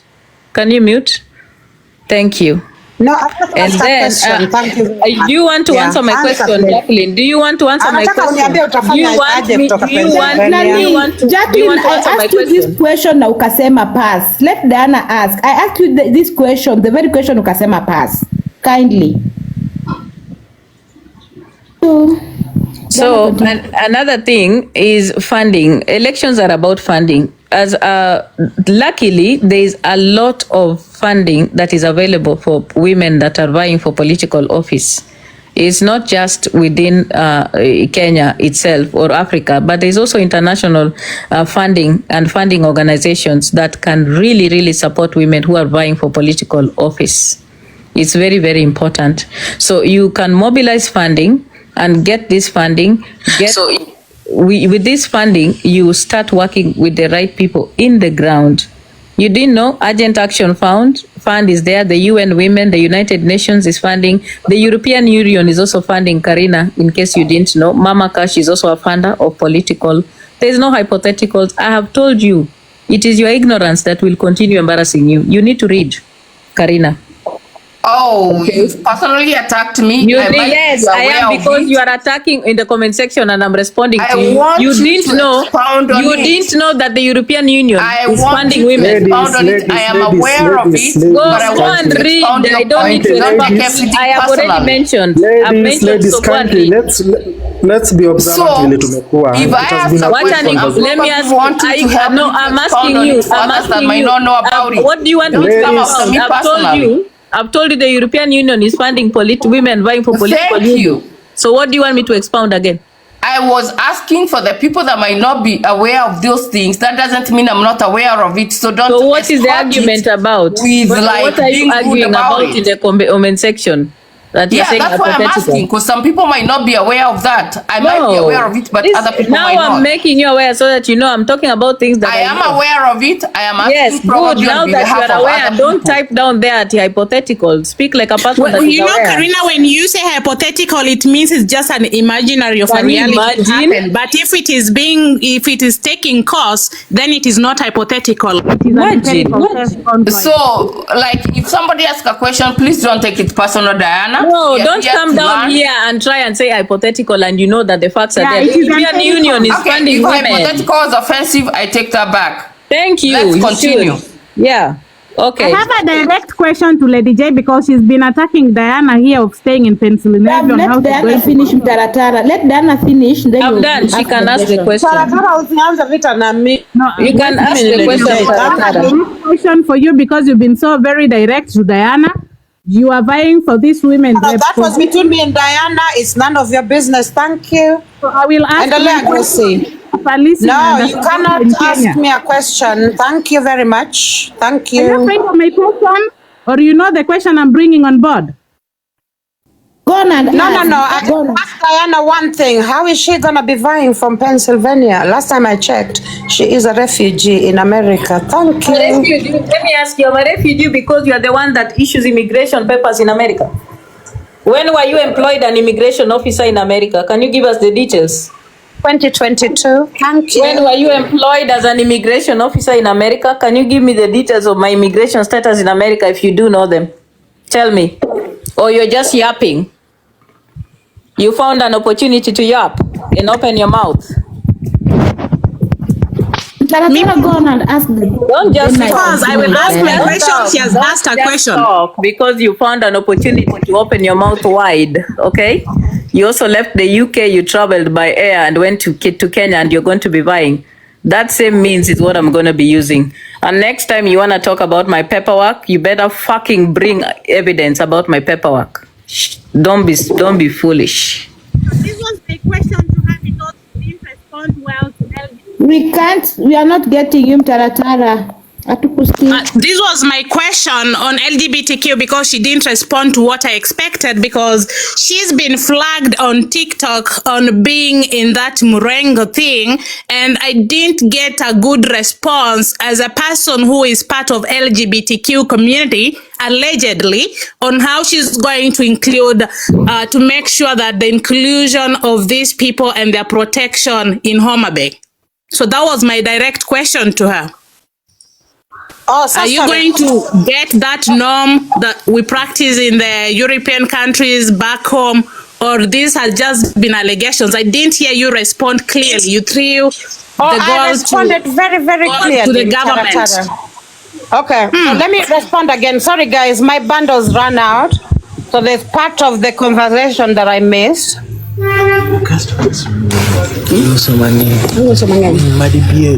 bit okay. Okay, sawa. Sorry guys, I'm at the shop. I'm at our shop and I'm talking a lot. Not good for business. So let me go to the back. When I allow you to come, I better go to Okay. All right. The iPhone 15, Lady J, with you. Okay, Mtaratara. As my husband gives me a chair to sit on, what was your question again? Let me mute as you ask again. Thank you. The economic situation and the community been allegedly flagged as an active. Hatukusikii Mtaratara.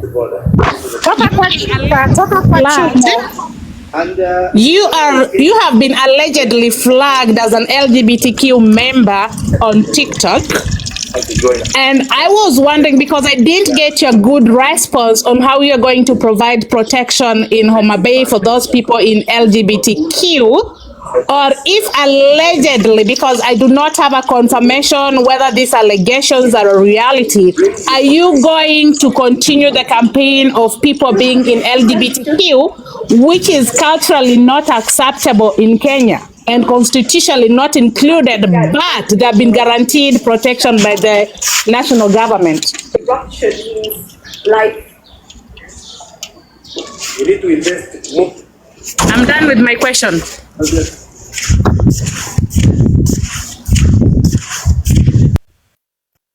Bado LJ anatembea anatafuta network na Niko. Sorry, nilikuwa nimemute. Sikujua nimemute. Oh, nilikuwa nafikiri unatafuta network na iPhone 15. Okay, continue. Yeah, iPhone 15 iko sawa, 13 pia iko, 11 pia iko.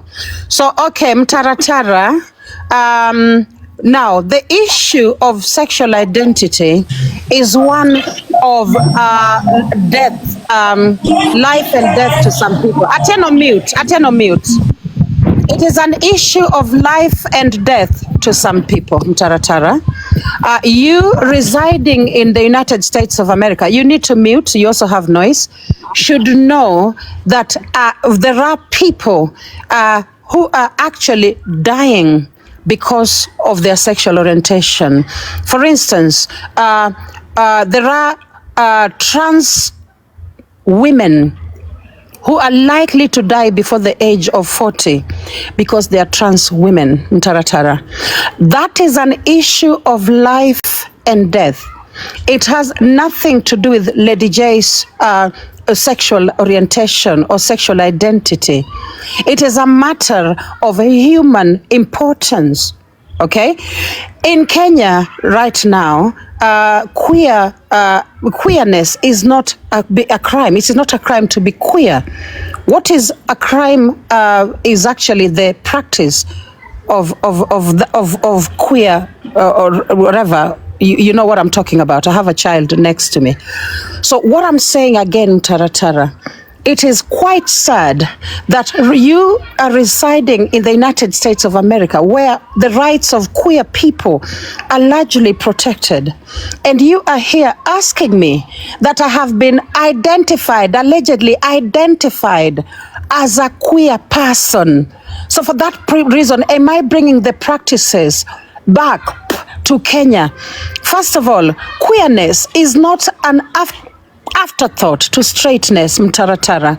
Queer identities, okay? Queer families, they existed even before your 5th, 6th grandparents down your lineage actually existed on this planet. Africans are not peculiar. They're not out of that queer politics and queer conversation. Okay? Now, I happen to be living with my husband and my daughter here in Kenya. Okay? That has nothing to do with my identity. Okay? Or rather, my sexual identity. It has nothing to do with that. And if for a moment you imagine, I think there is somebody here still having wet dreams, imagining that, oh, Lady J having had this and this and this, oh, therefore she is in trouble. No, no, no, sweetie.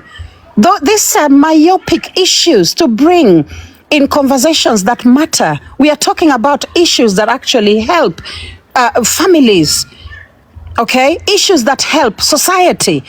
There is absolutely no way you can again bring the issue of the exchange of bodily fluids as something of importance in a conversation around, you know, national and county issues. It just does not make sense. So again, my identity as a person, or sexual orientation or sexual identity as a person, is totally different from my sexual practice. Those things are two totally different things. There's what you call sexual identity and there's what you call sexual practice. Okay? Two different things. So once you find some time, please try and read about that as well, because I cannot believe, Mtaratara, that you're actually here talking like that. I cannot believe it. I'm actually shocked. You know, the way that you've said, oh, are you going to bring that to Africa? And I'm thinking, Africa is the cradle of mankind. Everything happening in the West is actually from Africa.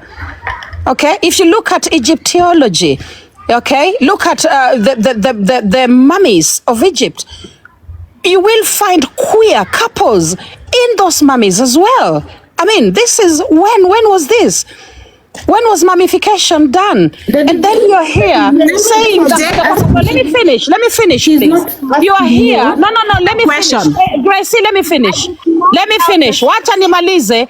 Amesema ya kwamba bringing it into Africa. And that is so wrong. For somebody living in America, so wrong.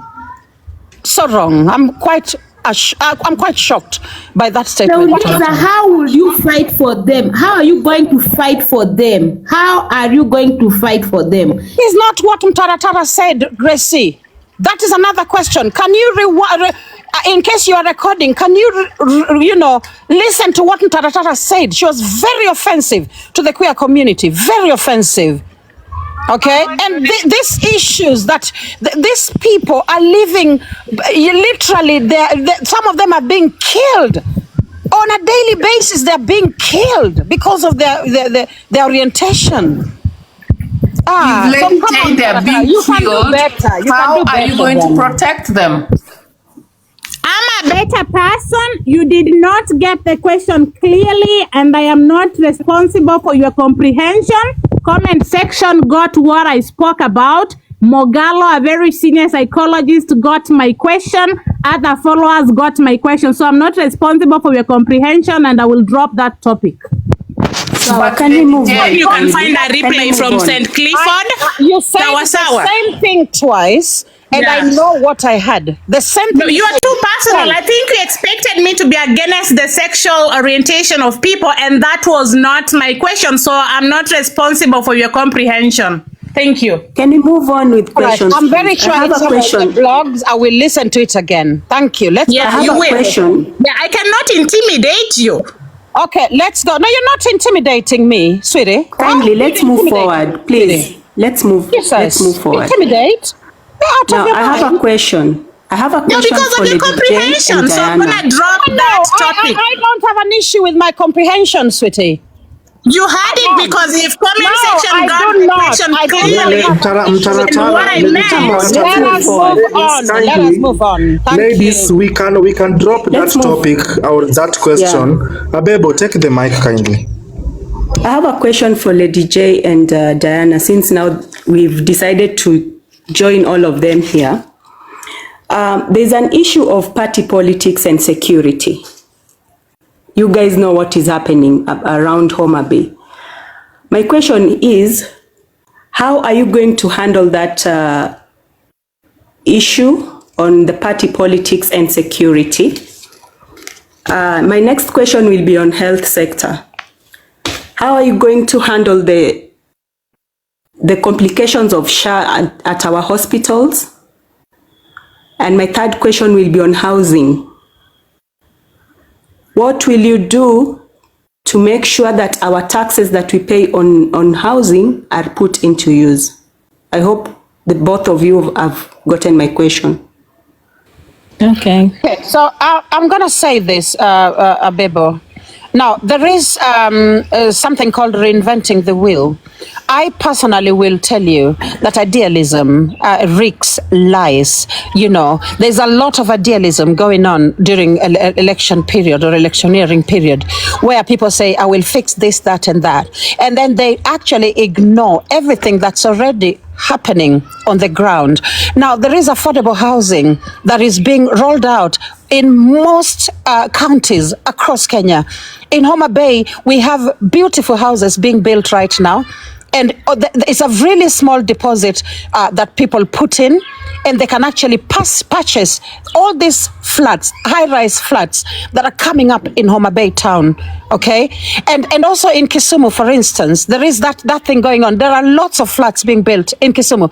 But the thing is, I cannot come here and tell you that, oh my God, I'm going to fix the problem of housing this way and that way, when in actual fact, the current government is already doing that. The county government is doing a good job at making sure we have affordable housing within the county.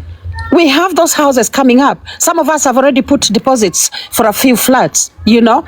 So again, also the rental ones, they're the ones that you purchase, and then then they are the ones that the government will be renting out. The rents are very, very low. You know, they are so subsidized, and it's quite good. I feel like Kenya is actually moving towards, you know, fixing the issue of shelter, which is a UN human right, okay? So we really have to commend the government, or rather the county government, for that. And even the national government, we have to literally say that is working now. Now, you've also talked about security when it comes to political aspirants, or rather being a political aspirant in Homa Bay in particular. Now, Homa Bay politics is very volatile. It has always been. Okay, it has always been. And I think what I would do as a political aspirant, number one, is make sure that I do not appear in places where I know my security is not taken care of. That's number one. But then, of course, you may do all that, but remember, still they may get you. They may get you in the end, like they did the recently slain member of parliament. So again, it is all, you leave it all in the hands of God. You take care of your security, but then of course you know that you cannot stop people who want to eliminate you from doing so. You cannot. So again, ni Mungu tu naachia at the end of the day. Now, it's really a serious thing in Homa Bay. Security is a big problem in Homa Bay when it comes to political aspirants. Now, the last thing you talked about was hospitals. I think it was, Abebo. I don't know what else I can say about that. I've answered it so many times. Allow me to pass on that, if that's okay. So thank you. Okay, Diana, go ahead. I don't know, me, I think maybe I have a different school of thought, but I wanted to say something about politics and the political parties, first of all, because that was your first question. I think that we are all aware that Homa Bay is still, you know, under ODM majorly. And now that even Gladys Wanga is like kind of the pallbearer, for you to pave way in politics in Homa Bay, it's very important for us to be realistic. You know, it's either by association, and you have to associate with the right people for you to get into politics. If you truly are, want to be among the political, class that are going to even be paid attention to. And we all know what happens. We cannot cheat ourselves. Personally, as Diana Ross, I cannot cheat myself that I'm going to go to Homa Bay and change the politics of Odingaism in Homa Bay. That would be a lie. It is something that is going to be going away gradually. It's going to take a lot of work and years for all that to go away. And of course, it has started with the coming of people like Kidero and independent candidates vying in Homa Bay, reaching the ballot. So currently, I believe I do not want to associate with ODM as Diana Ross. That's not my interest. But I want to associate with women leaders, so that I could work with other women in politics, but not necessarily be part of their political parties, because I do not want to associate with ODM. I would rather go with a different party or be an independent candidate. I do not intend to fix the issues in ODM party. That is not my business. That is going to derail my intention to work with the people. Getting into party politics is a whole level that requires a lot of work, which I'm not interested in. So that answers the first question. The second question you talked about the health sector in Homa Bay. We all know that SHA has been introduced to the county, and I think recently Homa Bay has been trying to put as many people to register for SHA so that they can access health services. But what I will ask is this: what good or what wonder would SHA do if the services are not available? If you don't have medication, if you don't have health professionals in the hospitals, what's the point of having SHA? I think the most important thing as a leader or a person aspiring or a person who would be elected in Homa Bay is to, first of all, ensure we have functional hospital or healthcare systems where we have our health professionals properly paid, the doctors paid, nurses paid, medication in the hospitals, because we cannot be pushing for people to get insurance while the hospitals are not functional. We don't have proper beds, we don't have nurses, we don't have doctors. They are striking 24/7. They are not paid for several months. So getting access to healthcare, getting proper healthcare also means you also treat the professional, providers of healthcare and services well. So the first thing is to, first of all, make sure the providers are well paid. Number two, the hospitals are well equipped, because that is the important thing. Once that is done, then the people will have the motivation to register for SHA. And another thing that people are not talking about is, as a county, there is a big problem in Homa Bay with the payments of people who are employed in Homa Bay.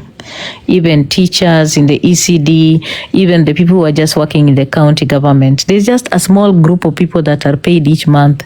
There are so many people who stay without payments, even up to 6 or 8 months. So it's so unrealistic for you to talk about housing or affordable housing to them. Why are you putting affordable housing? Because in Homa Bay, I believe the houses that were being built are like 1.4 million, 2.1, 3.2 million. And you are not, these houses are not really for the people of Homa Bay. These are for the people who are having money in Homa Bay. Again, it is the political bigwigs in Homa Bay that will have access to this. The common mwananchi in Homa Bay is not going to be able to afford a house for 3.2 million. They are not paid. Hakuna malipo kwa county ya Homa Bay. So when you talk about affordable housing, it does not make sense for you to sell affordable housing to a group of people that don't even have jobs, don't have salaries each and every month. So for me, I think I would have a different approach and not talk about affordable housing, but talk about creation, job creation. Because when you create jobs,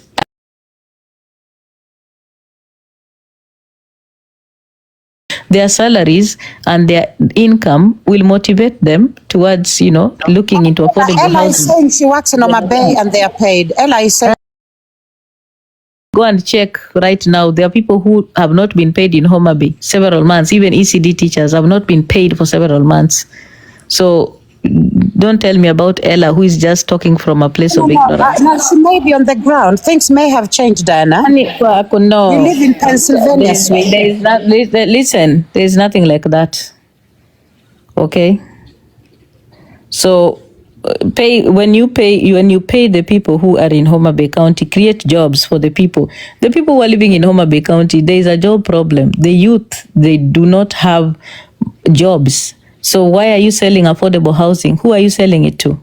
You are selling affordable housing to people who do not have jobs. It doesn't make sense. Again, now that also creates that difference in social economic class. Now there are people who will continue to get more money and get richer because they have access to money to buy the housing, while there are other people who will not get that opportunity to buy that. No, create that imbalance. So for me, I look at it very differently. Okay? So I hope that has answered. On 2027, are you going as an independent or you will choose a party? I will decide by the end of this year. But 2026, I'll be home. But I'm not getting into ODM for sure. That one, no. I'm not getting involved in ODM. I'm not interested in ODM politics. Neither do I want to get involved in the dirt in Homa Bay politics with ODM, because I know what it means. Diana, you've lived in the diaspora like me, and one of my frustrations is I have to travel to Kenya to vote. The Constitution, one of the things it spoke very clearly about was about the diaspora voting. And then it was supposed to be realized progressively. This progressively is taking a lot of time for the diaspora to be able to vote from where they are. What are your feelings about that? And I will also have LJ answer the same question. My feelings about diasporans voting. Yes. When elections are held in Kenya, it would be good for people to vote, but diasporans have been voting. I thought that they are only voting in a very small segment, though, like the DRC, East Africa, the progressively part of it. I am not seeing leaders coming to the US and advancing that. We have had Luto here in Atlanta, where he comes and tells us it is part of his agenda. And they do these dinners and they do these campaigns where they want money from the diaspora. No, this is just a fact. No, I don't settle scores. I always talk about facts. I know you and I are fighting. Let me just talk about this. I'm putting facts here. The women are coming to me crying about the money you're stealing from them. I'm putting facts here. Don't use this moment to settle scores. It's stupid. I'm putting facts here. It has got nothing to do with scores. These are things that are on paper. Host, I'm gonna host. Okay. This is it. We are talking about housing.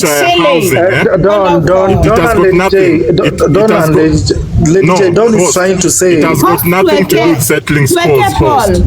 Moderators, kindly put a poll. Let's vote today. Let's finish by a poll. Moderator, it is not good. I'm sorry, Don. No, moderators, kindly let's put a poll.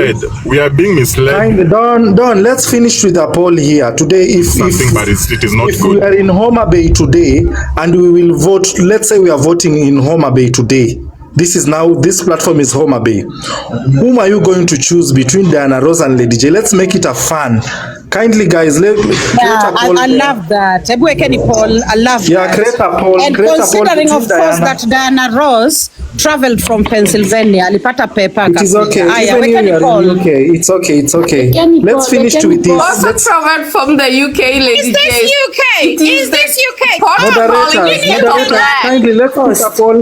Moderators, kindly let's put a poll. Which authority, Lady J, do you have to parade Diana's immigration papers? You are not the immigration. You are not the USCIS. The last time I checked, or DHS, you do not know whether she is holding the green card or not, whether she's a permanent resident, whether she's a refugee. But you have an allegation that she has to confirm by herself. So allow your competitor to sell her manifesto the way she's doing it in from Kenya.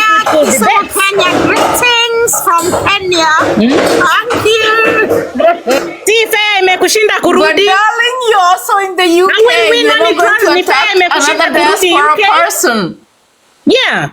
You know, maybe you're still there for her tickets. Siwaski aki. Naongea together, siwaski. Oh, darling, I was saying, I think it's wrong for you to attack another diaspora person because you're also in the UK. You haven't been even in Kenya for 2 months. What do we know what Diana's timing is? When Diana's timing and when her network's right, she's going to come to Kenya and you guys are going to compete. For the past 3 years, I have been home to Kenya. I have been home to Kenya. You're allowing others to talk now. 3 times a year for the past 3 years, since 2023. I have been home to Kenya at least 3 times every year.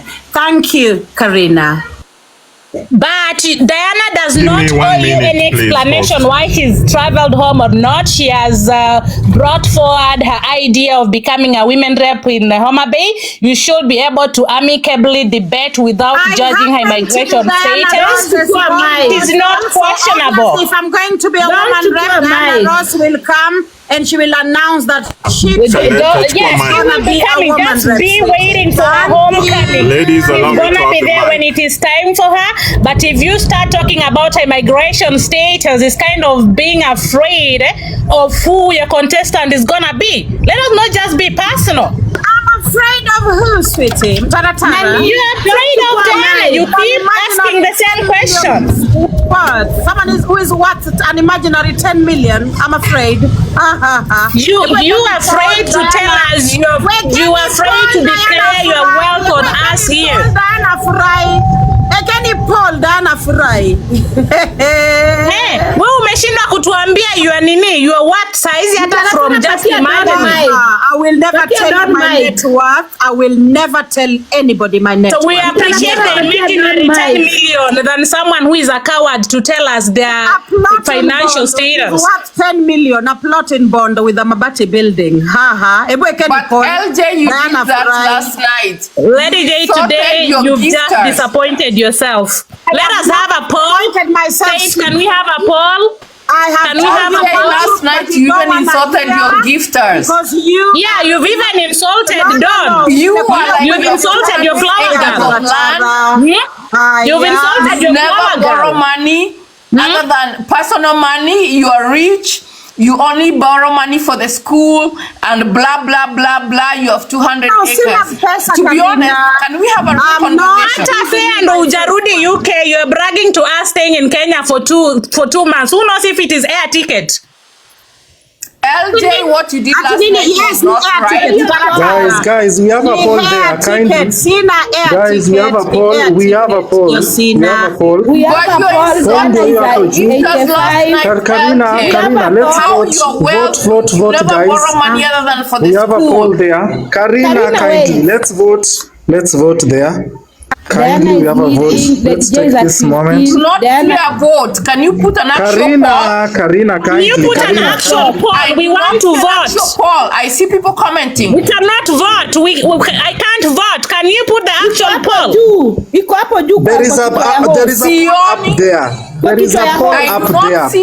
On top of my name. Below my name, kindly. That's what I'm telling you. There is no poll on top of your name. Below my name. Below my name, kindly. It is above your name. It is above your name. That icon is already gone. Diana won 76%. And 76% to one more vote to Diana. I will tell you, Diana. She's articulating the issues more articulately than you are. Lady J.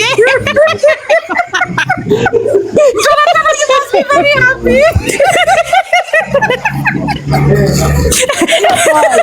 Okay, we have a second round. Lady J has refused to accept the results. We are now going for the second round. The opportunity. No, No, I accept the results 100%. Diana won. Diana is the winner. Hello? Kindly, Give the Don mic. Saint, Patia Don mic. Please, Patia Don mic, Saint. So, Saint, can I have mic, eh? Kindly take the mic. Yeah, so I was not here to settle scores. I was only here to talk about facts. I wanted to talk about the affordable housing situation, and that's why I'm saying Diana Rose really did outsmart Lady J when she responded to this. Apparently, it is the Kenyan workers who are facilitating the affordable housing. The government has been taking a lot of money from the Kenyan workers, and in fact, at some point, the Kenyan workers threatened to strike. This issue had to go back to Parliament for implementation again. These are part of the things that made the Gen Zs go to the streets to demonstrate and all that. But again, what the legislatures did not legislate, they did not legislate this the right way, and the Kenyan workers were not happy about it. And that's why Diana said, you are not even paying those employees. The employees in Homa Bay are also paying for that affordable housing. You're not paying them. You're paying them little, but you still want them to buy these houses. Where are they going to get these monies to buy these houses? You see? So it's just a way that some people in government are just doing this to enrich themselves. A few people are being paid to buy these houses, and this is something that is not very good. And that's why I keep on saying Diana really did outsmart Lady J when it comes to this. Same to healthcare. We cannot even start talking about SHA when we cannot equip our hospitals. We don't have enough healthcare workers in the hospitals. So I was not here to settle scores. I always talk about facts. Affordable housing in Kenya right now is a disaster. Trust me. The Kenyan workers are really suffering because they are the ones who are facilitating this project. Thank you very much. And that is in paper. You can go check it. Right. Okay. So let me say something. I didn't hear what Don said, but let me say something real quick. Guys, kuna watu wamesema ati nimekaa na nywele 5 months. Guys, even poor people have a right to representation in politics. Sasa mimi wacha ni represent wale wenye hawana do, wenye hawezi kutengeneza manywele. Tafadhali don't make that something of eliminating, a way of eliminating someone from a political, a democratic process. Yeah, hata wale watu wenye wana chochote, hata wenye wanakaa na nywele 5 months, hata hao inafaa tusikie sauti zao kule kwa parliament. Kwa hivyo I'm going for all those wenye wanakaa na nywele 5 months. Oye, team nywele 5 months, oye, twende nalo. Haya, wacha ni mute. Umesahau ile kiburi ulikuwa nayo jana usiku kituambia how you have 500 200 acres bila hujawahi omba pesa hata pesa ya shule. Sina chochote Karina, sina chochote. Ulituambia about your 200 acres and election your givers. Guys, it has been a good discussion. You have not today, lakini jana sijui uko umekuwa nini au umekuwa amesema tu open servers. To focus is poor people. Hebu nikome. Lady J amekataa results. Amesema we open the servers. Can I talk before I drop? That's not true. Grace, wachani kuniekelea please. Kindly Abebo, you can talk.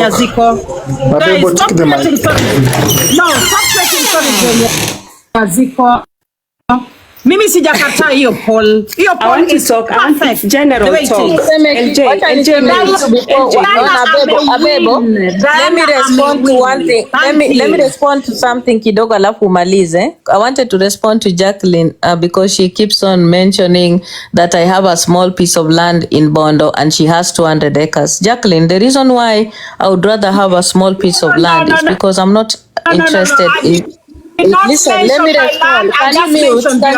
Can you mute? I did not mention my land. Nilisema tu 10 million for a piece of land. You've said you have what is 10 million. Can you mute? 10 million ile plot yetu yako ya Bondo. Unaweza ukamute kwanza niongee. Hapana. Unaweza ukamute kwanza niongee. Kwa viewers. Can you mute kwanza niongee? Muted, Diana, I've muted. Talk. Thank you. Let me talk, please. Because I always allow you to talk. I don't like talking over people. Now, you keep on saying 10 million kwa Bisasa, land 10, and you like talking about your 200 acres of land. Jacqueline, I'm one person who is not interested in encroaching people's lands. It's a grabist type of behavior. I cannot go to a place and buy 200 acres and move people away from their homes. Well, I am also campaigning and thinking about their well-being. That's not who I am. I would rather have a small piece of land and allow other people around me to live on their land without me encroaching and taking over their land just because I have the money to do so. That is not what I stand for. And as you talk about radical feminism, you need to understand the core values of radical feminism. And please mute, let me finish. Host, unaweza mute huyu nimalize. Oh my God, that is funny. Can you mute her so that I can finish? Yeah, demute nimalize. One of the biggest issues we have right now in Nyanza and in Homa Bay is of people who are leaving the diaspora and going back down to buy land from people who are struggling financially. You go there, encroach their pieces of land, you take away their land at throwaway prices, and you leave them homeless. You are creating an issue of homelessness in the villages, in the rural areas. And that is something that I do not stand for. As a radical feminist, I am one person who believes in humanity, and I believe in a community where people have access to land and people can live. You yourself a radical feminist. I am a radical. I was a feminist. You learned feminism from me. You learned feminism from me in my house. You learned feminism in my house, by the way. Even the group that you had on Facebook for feminism, I am the one who gave to you. You knew nothing about feminism. If you did not pass through my hands, you would not know anything about feminism. Yes, I taught you feminism. You didn't know anything about it. I did. And I know that is something that makes you very uncomfortable every day. I taught you feminism. And listen, there is nothing. Listen, I know you. Listen, let me tell you something, Jacqueline. Let me finish talking. Once I'm done, you can talk. Can you let me finish talking? Because I was talking about the issue of land. Okay. I was talking about the issue of land. Can you let me finish? Then you can talk about the issue of land. So kitu unafaa kuelewa, mimi sina hiyo tamaa ya kukuja nyumbani kuonesha watu wa kwamba mimi ni bingwa naenda pale nachukua land zao. No, that is the thing you're trying to avoid. Kwa nini mnani mute? Because you cannot allow a conversation to go on. You are supposed to let Lady J, you are being muted. Lady J, you are being muted because of anybody. Let her be quiet, let Diana prosecute her case, and then Lady J, you have a right to a response. Thank you. Like she doesn't even want a conversation to continue. This is Let's sad. have a conversation. Can I So just right say my now, point it's control? Diana Ross that's prosecuting her case. Lady J, I promise you will have a right to a response, and you will have equal time. Karina, I don't mind a conversation. What I mind is a woman whom I fed. My name is Diana. You did not feed me anywhere. When she was stuck in New York City, I sent her Lady J, can I speak to you, darling? Darling, can I speak to you? Clifford, do me a favor. Darling, I am speaking to you right now. Clifford, can you do me a favor? Yes. Mute Jacqueline for 1 minute. Just 1 minute only. No. I sent you One minute. Darling, can I speak to you right now? Lady J, Lady J, The mic can say something I dropped. I am like you. Karina, if anybody attacks me or say something that I feel like that you wanted to interject, can we have Diana prosecute her case? Give me 1 second. 1 second, Karina. Clifford, I don't know kama wewe ndio kuna kelele. Now, Jacqueline, you said that you saved me and sent me money in New York. I'm going to ask you today, bring the proof now. Later, because can you bring the proof? If you don't forever shut the $100 US you did not send me nothing. Can you bring the proof? I saw you in the blog. You said I never sent you money. No. Listen, Mimi, in New York, I was being paid by the United Nations.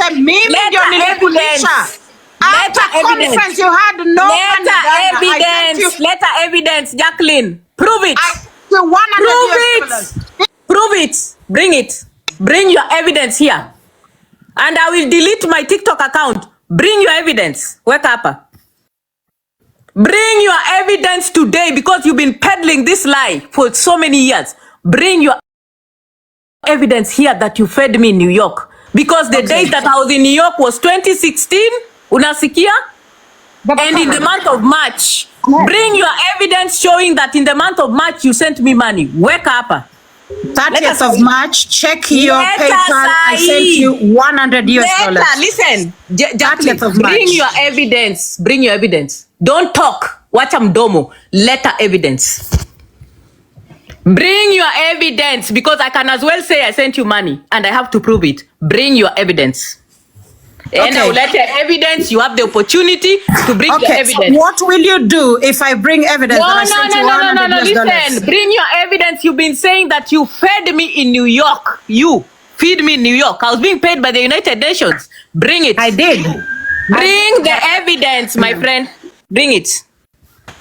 Bring your evidence. I'm waiting. That was after the conference. I have told you to bring your evidence now. Bring your evidence, Jacqueline Ombewa. Letter evidence. Homeless where? New York. I was staying in a hotel in Manhattan, paid by Legal Aid Canada. I fed you. Bring your evidence. I fed you in Kenya. You cannot feed me. You cannot feed me anywhere. In Kenya, you are homeless. You lived in my house with your child. In Kenya, you lived in my house with your child. Vile ulifukuza na bwanako na masufuria. Bring your evidence. Nakwambia ulete evidence or forever shut the fuck up about this issue. Bring your evidence. Sorry, I'm helping my daughter with homework as well. Letter evidence. Letter evidence. Jacqueline, wacha kupiga kelele. Ndio nimekuambia Diana Ross, I will bring evidence tomorrow. I fed you in America. Letter sahi tena fungua live yako. Nimekulisha, nyamaza. Letter unalisha nani wewe? Utaweza lisha.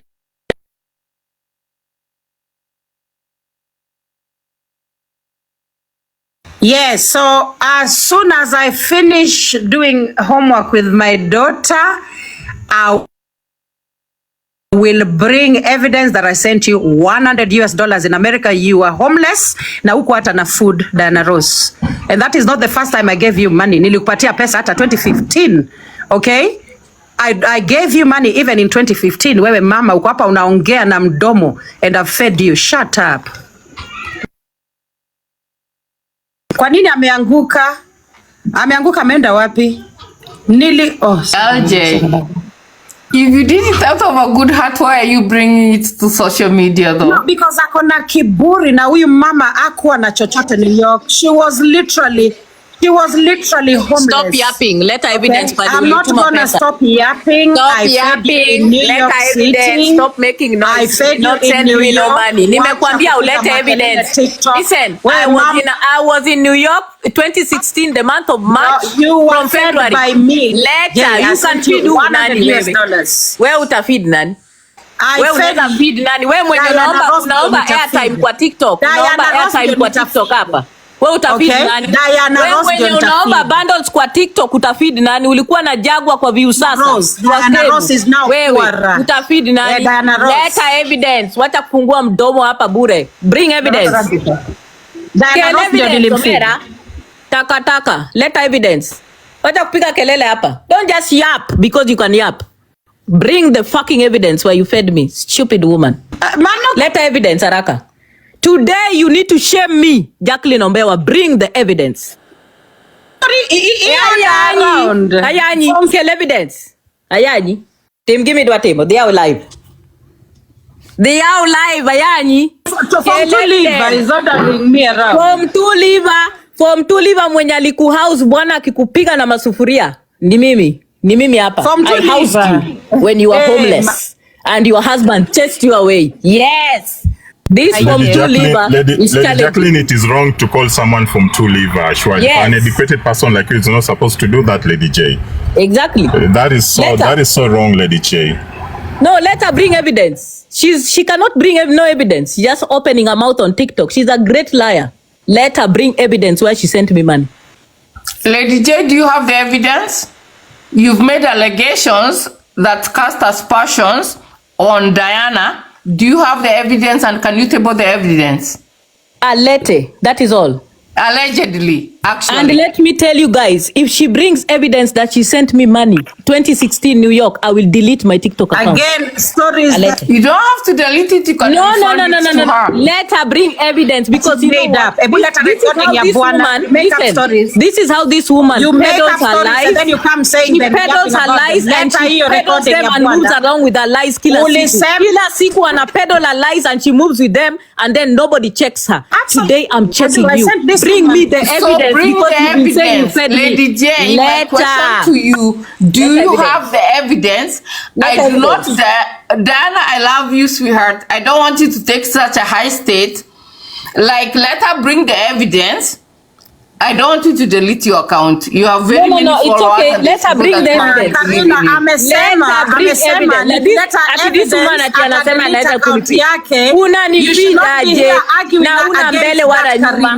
Utanifeed namna gani na hata mbele na nyuma una akaunti yake. Amesema mbele wala nyuma utanifeed aje. Amesema hapa.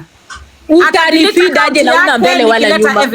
Let me tell you Karina, listen, I live in a hotel. Unasikia? Nimekuambia nataka uniletee evidence. You have been peddling that lie. Letter evidence. Letter evidence ulinitumia pesa 2016. Letter. Bring it. Bring. Yes, I am bringing it, Diana. And you're going bring to now. delete your TikTok account. Big screen. Saint. Unaenda kudelete TikTok account yako, Diana. Wewe Saint, ebu mweke. Okay. Amesema alikuwa ananilisha, mweke. I don't want Diana to delete her account though. Listen, Saint, weka huyu mwanamke kwa big screen. That's the leverage. Mweke kwa big screen na weke. Ana delete account. Weka evidence bali ulinitumia pesa. I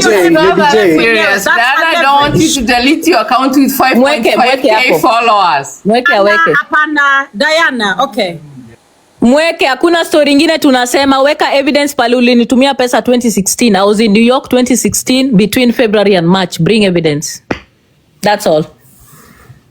Hiyo tu. Story mingi mimi sina na wewe. All those things you wanna say them. Mimi I've said, you said you fed me in New York at I was homeless. My God. Mimi I was staying in a hotel paid by Legal Aid Canada. That was immediately after the conference.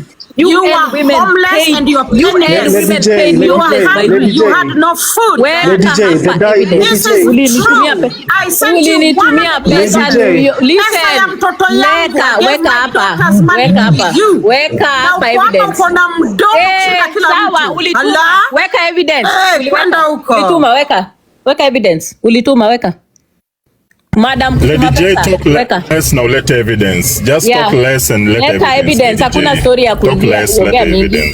No. I don't want you addressing me, thank you. Focus na maisha yako na wanawake wako. Just talk less and bring evidence. Talk less, umbwa. No, you've always been telling us that you are an educated person, but you're portraying yourself as a fool right now. No, I am not educated, the Don. So move on to the next person. But you're calling Diana Rosa from to drop out.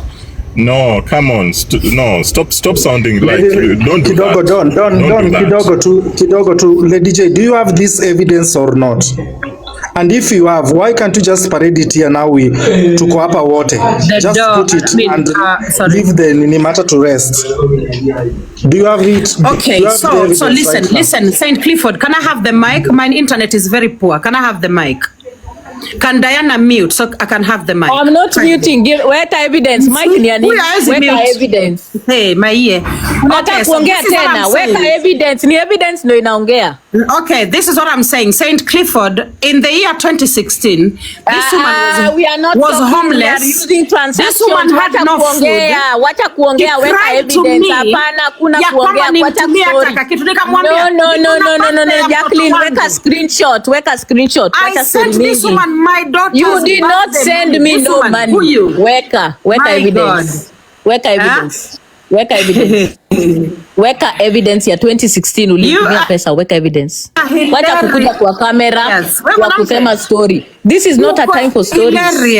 This is not time for stories. Put evidence. You are really Lady Jacqueline, there's a difference between being an orator or trying to put across a narrative and you need the evidence. Why don't you bring the evidence and stop the narrative? You're not here for storytelling. We have grandmothers who can give us storytelling. We can call abroad and get some stories. Why don't you just parade the evidence?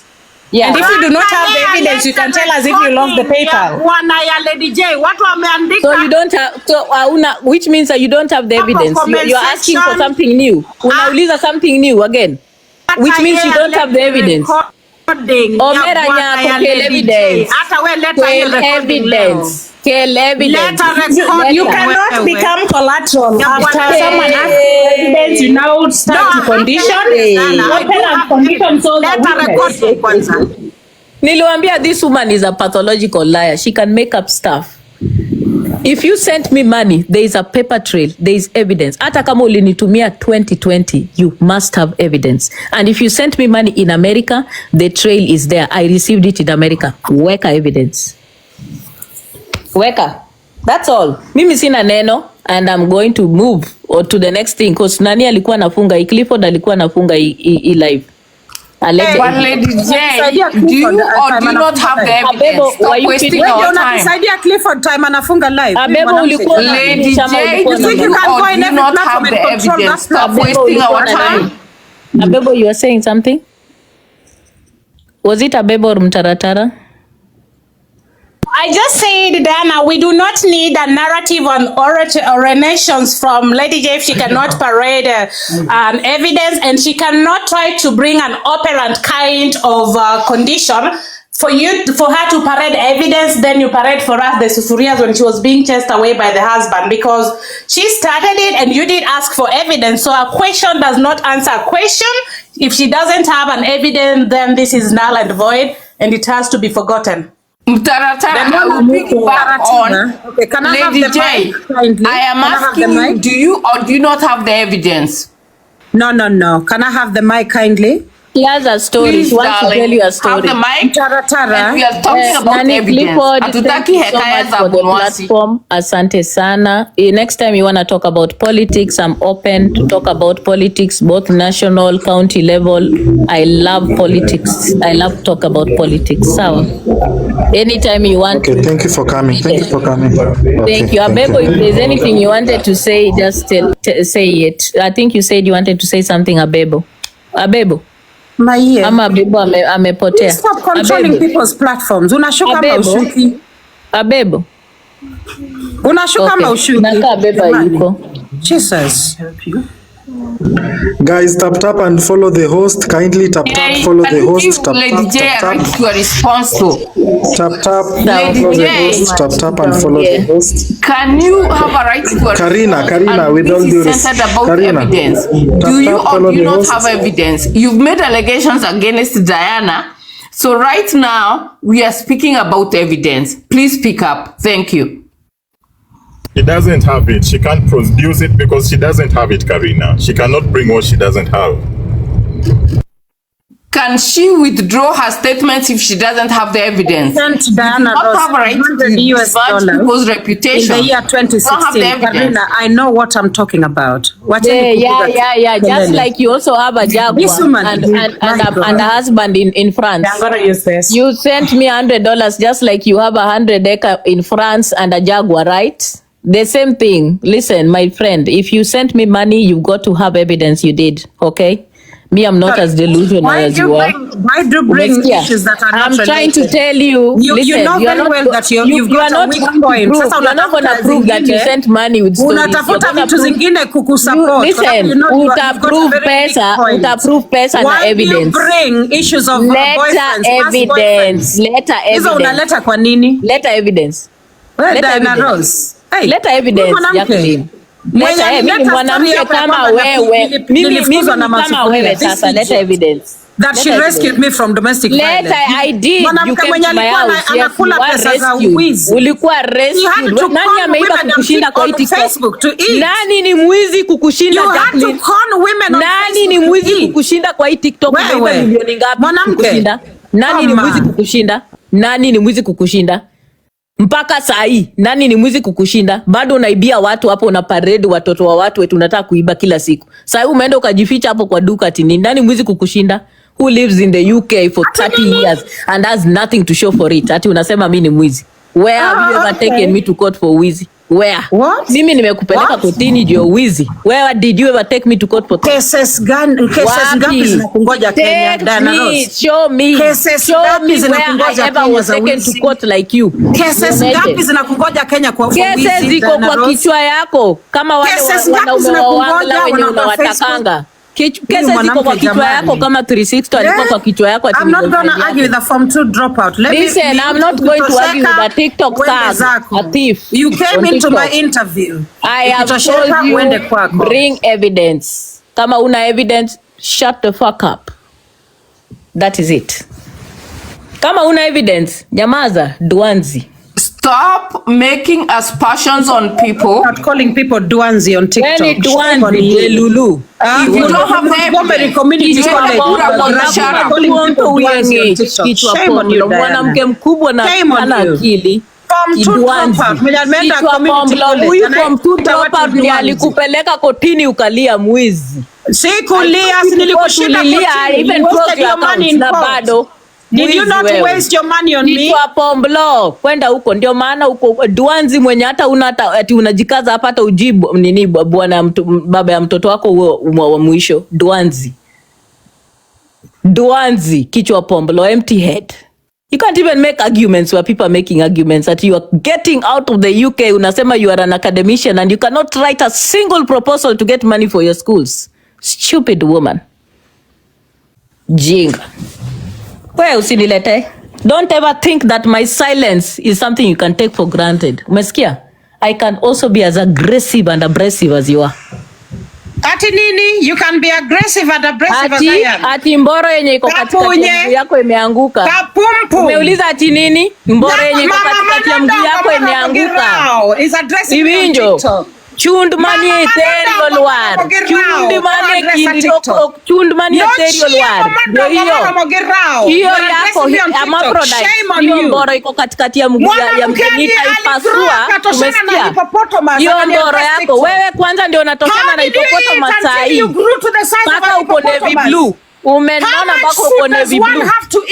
Umenona mpaka uko navy blue. Wa navy blue ikala. Umenona mpaka uko navy blue saa hii. Mwizi wa TikTok. Mwizi. Umbwa ni nani? Sini wewe.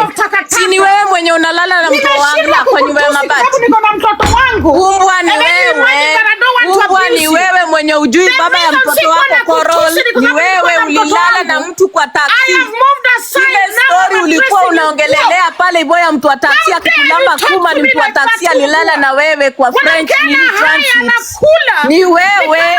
Mwanamke ajui hata kwa baba ya mtoto ni nani. Ni wewe. Ni wewe. Hippopotamus ni nani? Kama si wewe. Mguu yako moja inatoshana na pipa. Tiendia chiel kenda rongi pipa. Ni wewe. Umbwa ni wewe unalala na watu wa Wangla. Umbwa ni wewe ndio unalala na watu wa Wangla. Ni wewe. Umbwa ni wewe unalala na watu wa Wangla na kina 360. Umbwa ni wewe suruali zako zilikuwa chini ya kitanda. Umbwa ni wewe. Umbwa ni wewe unalala na subordinate unanyonga na kina Chocolate City. Umbwa ni wewe.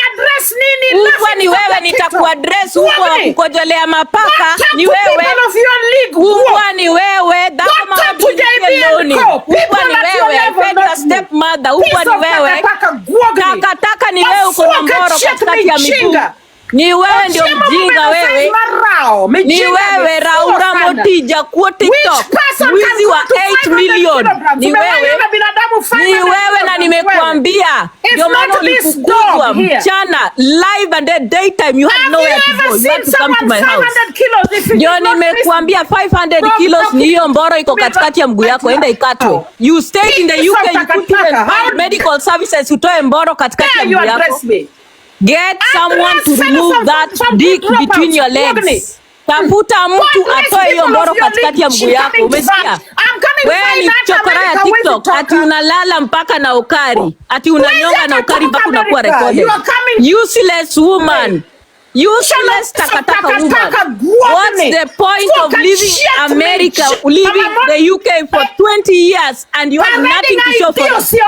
You lived in the UK for 20 years and you still beg on TikTok. You lived in the UK, I'm an academician. academician, and you are a beggar 24/7 on TikTok, begging 24/7, beggar on TikTok. Kila siku unaomba mpaka pesa ya wifi. Kwenda huko. Mwanamke ana. Kwenda huko. Unalala mpaka na watu wa wangla. Ulale na 360, ulale na machichi chokora. Unalala na machokora. Hata bwanako wa kwanza alikuwa chokora. Walimu wa high school alikuwa chokora, alikuaibisha, alioa mwanamke Mkikuyu akakutoa usiku. Wakakutoa usiku. You are the piece of shit, the biggest one. A woman who has left the UK with nothing on her hand.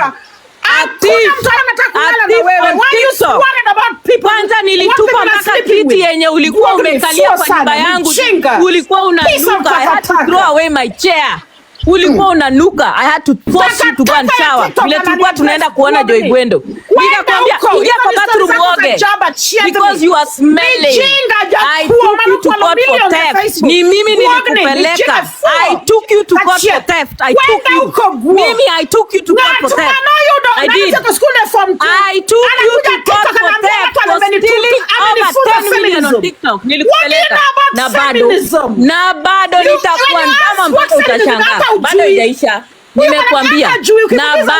Na nimekuambia tafuta pesa uende utoe hiyo mboro iko katikati ya miguu yako. Man pesa idi gold chundbane kindterino. Iwinyo hermaphrodite.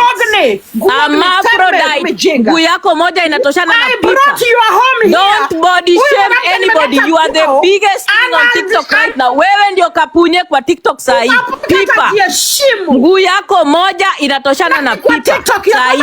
One of your legs alone inatoshana na pipa. Ati mwanamke anajiloa mpaka analeta suruali zake kwa TikTok. Unakojolea mpaka mapaka kwa TikTok. A grown woman. Unaonesha mpaka mali safi masuruali zako. Shame on you. Who is more stupid than you? Academician and cannot even write one proposal. Huwezi kuandika hata proposal moja upate nayo pesa. Taka wewe. Hizo academicians zenye uko nazo ziko wapi? What's the point of saying you are an academician and you cannot even get anything? You cannot even write a proposal for your school.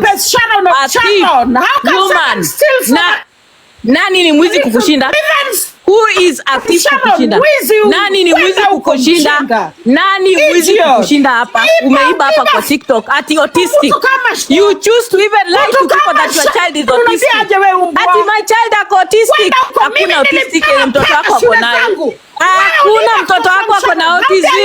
Mwizi mwongo, unatumia mtoto wako ili upate nayo pesa kwa TikTok.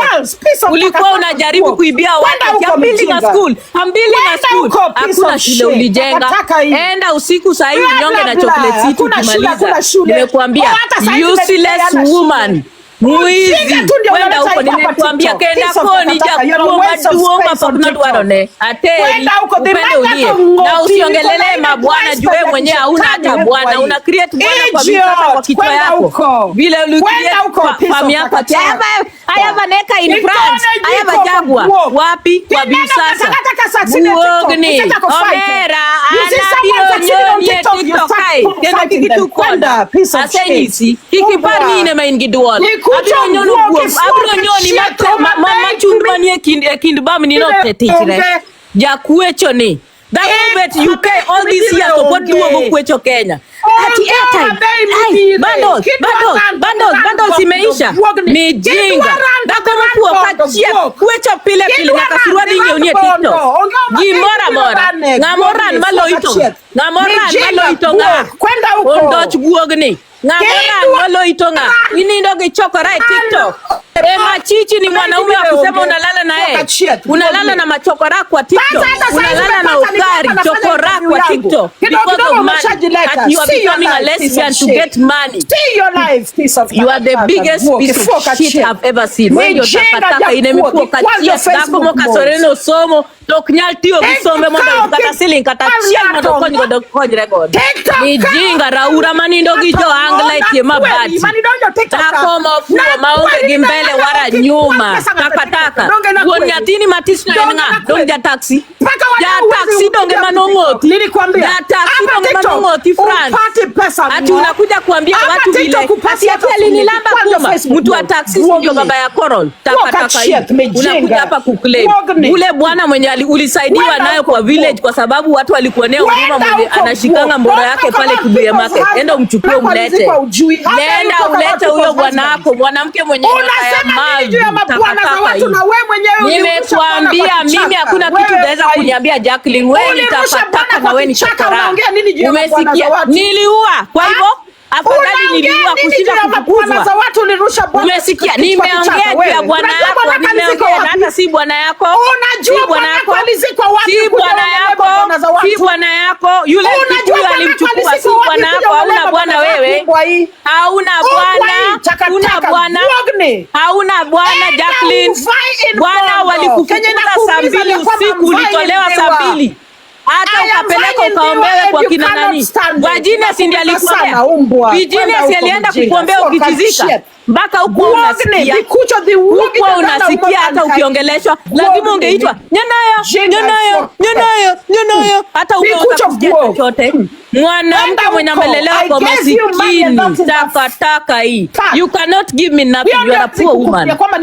You can't give me anything. You are a poverty-stricken woman. You can't give me nothing. You can't give me nothing. You can't give me anything. You can't give me anything, you dog. You can't give me nothing. You cannot give me anything, dog. You are a beggar on TikTok and can't give me anything. You cannot. Na kuibia wapi? Ukiwa unadinyana na watu wa Angla. Sini mimi ndio nilikuwa nimekutoa kwa ile nyumba ya mabati Bisenta ukidina mtu wa Angla. Sini mimi nilienda kukuokoa. Wewe ulikuwa unauza kuma yako. Si ulikuwa unauza kuma yako 1000 pale Bisenta. Nani alikutoa nikiwa na premium? Si ni mimi umbwa hii. Nilikutoa ukitombwa na mtu wa Wangala wewe. Unaniambia nini? Donge na goli. Kingo tikido. Ukimbeg. Please just love me. Love me. I'm right away. I really need love right now. Itakataka unaambia nani nini? Why you not begging a useless man bwana ya mtu? Akusaidie. Nilienda kukusave. Kama bibi yake anakukanyaga chini. Unakataka hii. Ni wewe si ndo nilikuokota. Hala, wewe unaniambia nini? Enda uweke data niko na wewe. Wewe unapieri maji sana. Mbwa hii. Taka. Hati zako ni usiku na TikTok. Danero. Mimi ndio niliambia bwanako kutoa kwa nyumba. Mimi ndio nilitoa bwanako, niliambia bwanako akutoe kwa nyumba. Mimi ndio niliambia bwanako akutoe usiku wa manane. Mimi. It's not me. Please, go negotiate with your husband. Umesikia? Enda utakuta huyo bwanako akusaidie, sio mimi. Niletee. Umesikia? Na nimekuambia takataka hii. Wewe ni umbwa.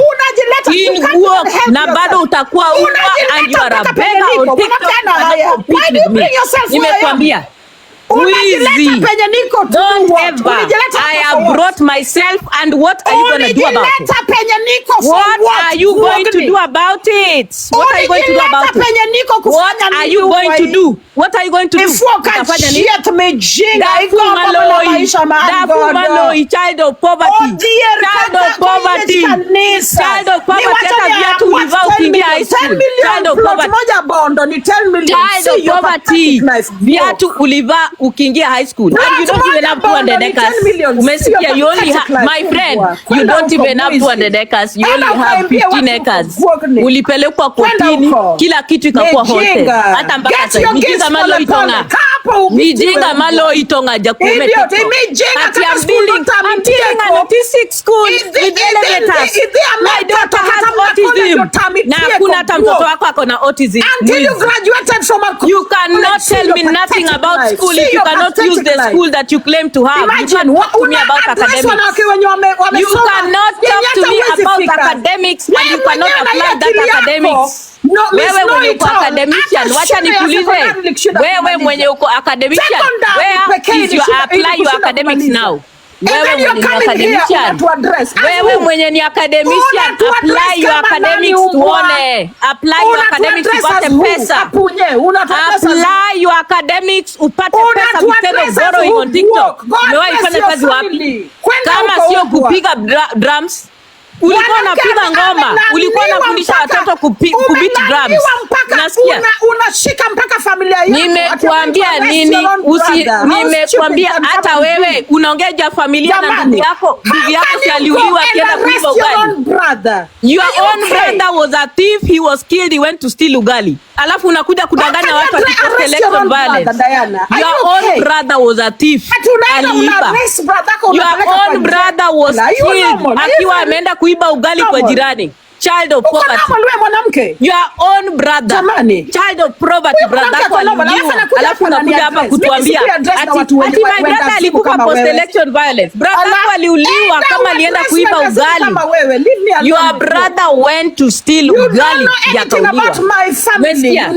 I know a lot about your family. I gave your own stepmother anaomba sukari kama mama ya watoto wetu unawajua wapi wewe? Madako akisikia mtu akiongea kwa simu hivi, Nyatina, niona sukari. Wa familia yenu wanaomba sukari 24/7. Kwenda huko. Si anaomba sukari. Anaomba sukari kila siku. Unatafuta nini kwa familia yako? Nimekuambia you are a child of poverty and forever will be. Yes, I am. So yes, what? yes, so what? And you will forever be. So don't what? try to claim with anything. You will forever be a child of poverty, Ombewa. You are richer than me. You will forever be a child of poverty. Na hiyo poverty inakufuata mpaka mwisho. Na nimekwambia to heal from your trauma, enda ukate hiyo mboro iko katikati ya miguu.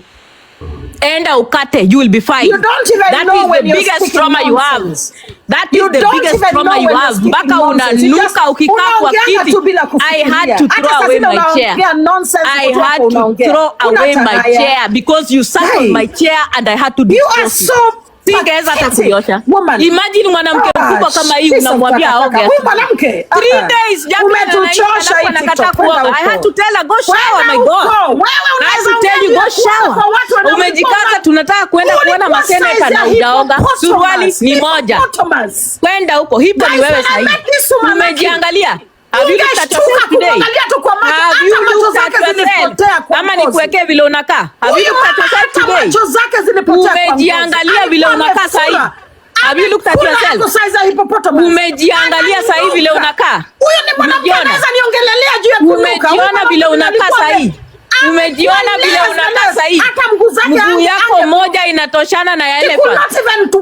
Hata viatu unavaa namba 48. Viatu lazima uweze 48 ndio vae. Nimekuambia my friend, now mguu yako moja ni 30 kg. Unaongea nini juu ya watu wananuka? Only one of your legs is 30 kgs. You can't body shame. Go work on yourself. Go work on yourself. Go work on yourself. Nimekwambia go work on yourself. Go work on yourself na kitu kingine, nunua mafuta. Kwenda huko guo. Nunua mafuta ujipake uache kuwa navy blue. Wacha kuwa navy blue in color, unakaa kama maiti. Unakaa kama maiti. Wacha kuwa kama navy blue. Enda utafute mafuta ya kutosha. Sawa.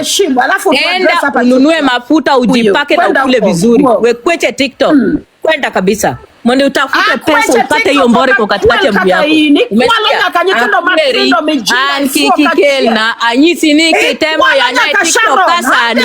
Abiro nyoni mawashu mayipurino. Bro chundore. Abiro nyoni proper podi.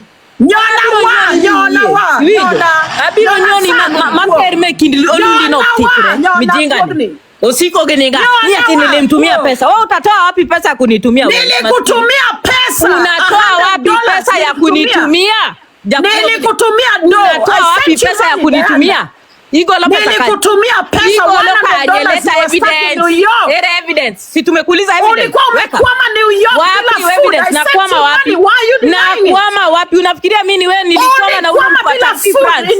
Mimi nikwame kama vile ulikwama Bicenta nikaenda kukuokoa na ule mtu wa Angla. Unafikiria mimi kama wewe? I had to go and save you. Kama unadinywa na mtu wa nini Angla. Ati ukiona mtu wa Angla una melt, unaanguka chini. Useless woman that has no exposure to men. Ukiona mwanaume unataka kuanguka chini. Itu wago repeat. Kwenda huko. Kina ndicho tu wago repeat. Mwanamke hata jeshimu, unalala na subordinates wako. You sleep with all your subordinates. Uliokota moderator wako, unatombana naye. We, nimekwambia my friend.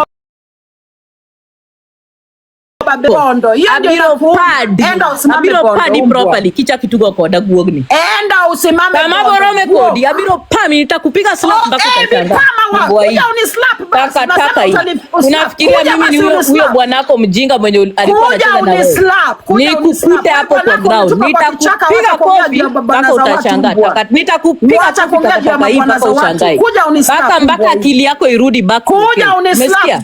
Very stupid woman. You have no shame. Yeah, you are the one without shame. Nimekwambia I'm not your league. And you'll never be my league. You'll never be my league. You keep screaming about academician. You are an academician and you cannot even use that academics to get money for yourself. You cannot even use that academics to get money for yourself. Ligi yangu at least ligi yangu haina mboro katikati ya miguu. Ligi yangu haina mboro katikati ya miguu.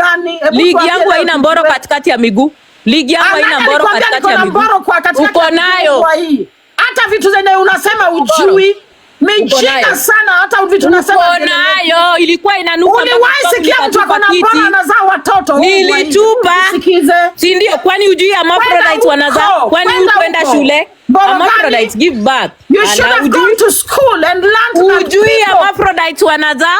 Haujuangi? Kwani ulienda shule kufanya nini? Ulienda shule kufanya nini? Ucheze na mimi tena taka. Nilienda wapi? Nilienda wapi Diana?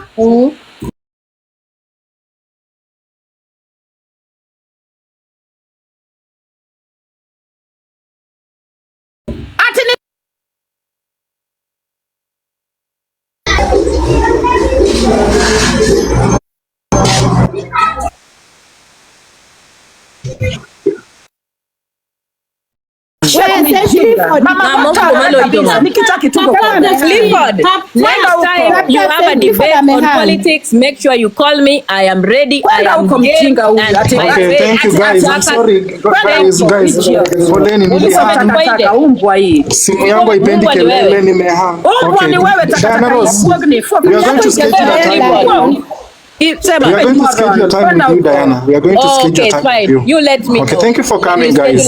Thank you so much. I appreciate that. Ladies, thank you for coming. Thank you. Okay, bye. Simu yangu ilihang, guys, and I'm sorry for that. Simu yangu ijazoea kelele. Kindly, you can also gift the host. Kindly, you can gift the host. Makofi. Kindly tap and follow the host.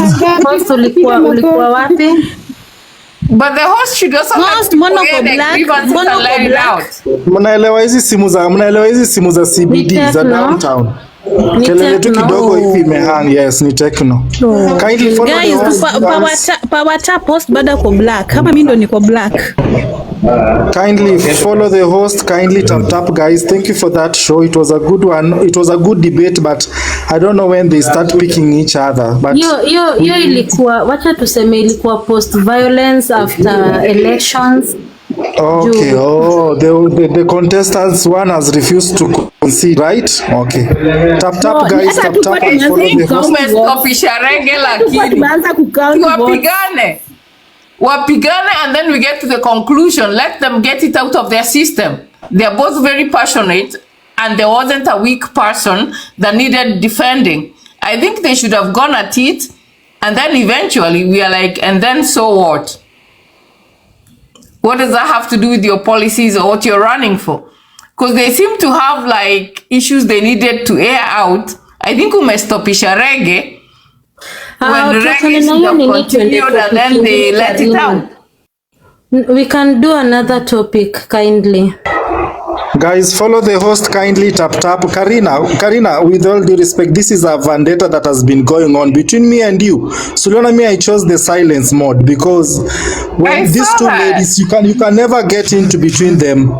So you cannot get into between them. And you know how TikTok is. They will be on each other's throat until I don't know when. So the advice is me and you, we just watch things from a distance. Guys, tap, guys, follow the host kindly. Tap. Thank you, Dora. Ilikuwa tamu. What happened bana? Umesimamisha wakati naiva vizuri. The phone wacha nishuke pinches apande. Pinches, wacha nimshuke pinches.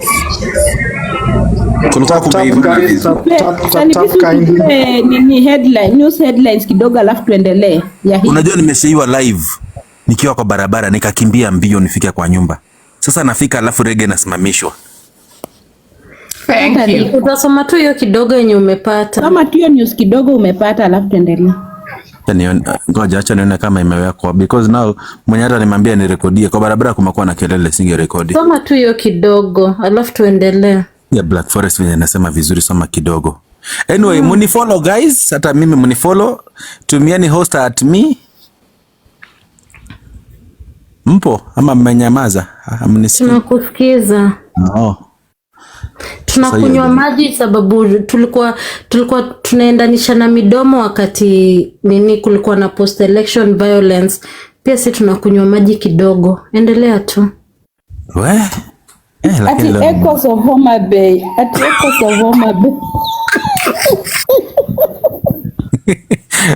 I was the referee. Queen Bossy come. Cliff hata mimi nataka kusimama MCA pale Dandora. Sijui kama utanipea platform nikuje niseme. Utasimama na nani because at the end of the day lazima kutakuwa na wrangles kidogo. Tebule mimi nimesema mwenye pia guys, tap kindly follow the host. Mwenye pia nasimama hapa Dandora anaweza kuja, lakini mimi nishasema nasimama MCA kiti kidogo sana ya mkulima mdogo hapa Dandora. So kama kuna mtu mwingine pia anaweza kuja tuende nalo, but unanifaa kunitengenezea pia mimi siku ya appointment nikuje niuze sera zangu za Dandora.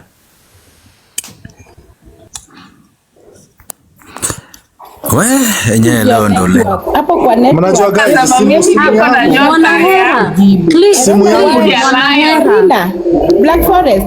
Nilikuwa nafikiria why do most of the TikTok politicians wana evade swali ya net worth? That is my question. Why are they evading that question? Because hata bado ataulizwa kwa ground. Did you ask Diana and gave you the answer? Yeah, Diana did. Now Lady J did not give us the net worth.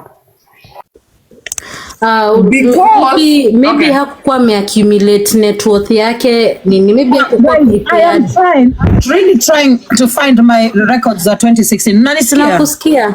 I'm trying to find my records za 2016. The reason why I will never give you my net worth is because it is not safe to do that in Kenya. Mimi siwezi. I am not worth anything. I am worth nothing. Naomba credit kwa TikTok. Sina chochote. Siwezi kukuambia net worth yangu. Umeona Kapunyia amekuja hapa kadanganya she's worth 10 million. But Jacqueline, when in fact she has one little plot in Bondo. It's fine. No, Black Forest, wacha tu nimalize. Yenye iko nyuma ya kichaka. Hiyo plot yake ndogo amekuja hapa akasema it is worth 10 million. Plot yenye alichukua bwanake akarusha hapo ndani. Akajenga nyumba ya mabati. Worth 10 million. She has nothing in Kenya, but she came here and lied to you guys she's worth 10 million. That is one of the reasons I will never tell you my net worth. I'm really trying to find, but I'm worth at least, no, I won't say. Let me be quiet. Aya, wacha nitafute hiyo nini. Nilitumia huyu mwanamke $100. Aizi kubali. Alafu anakuja hapa na uongo ya kwamba wewe nilikurescue ukiwa unapigwa na bwana. Uongo mingi za kijinga sana. Huyu mwanamke I sent her money in 2016. But Lady Jacqueline, if Diana answered the question,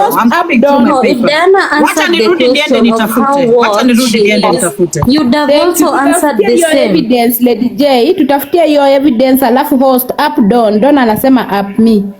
Alafu Lady J anasema kama Diana alijibu that record ya Lady paper. Jacqueline, you are also in a position to answer the question about your net worth, because apart from I can't. this I'm sorry, platform, I we'll go can't. somewhere else where they are doing Guys, the same, Black and they'll Forest, ask you the same we can question. give that, Nani, we can give Lady J this time of asking question. I have to have evidence, then akuje. Yeah. We can debate on the Natafuta, unajua evidence. nini? Thanks. Nyagot, thank you. I can't. Nyagot, siwezi kuja hapa TikTok nasema my net worth. I can never. Siwezi. I can't. But on a live last night where you started telling us about your 200 acres, how you have never asked for money. Karina, Let me, don't I am speaking. Listen, we give you a chance to TikTokers speak. know about my Can farm. I Has speak, know then you about my speak. farm. They It's have called seen me forum. on the farm many times. Speak, then I'll speak. They have seen me on the farm many times. Ni wewe pengine hujawahi niona kwa farm yangu. Yes, it is 200 acres. So why you are so obsessed?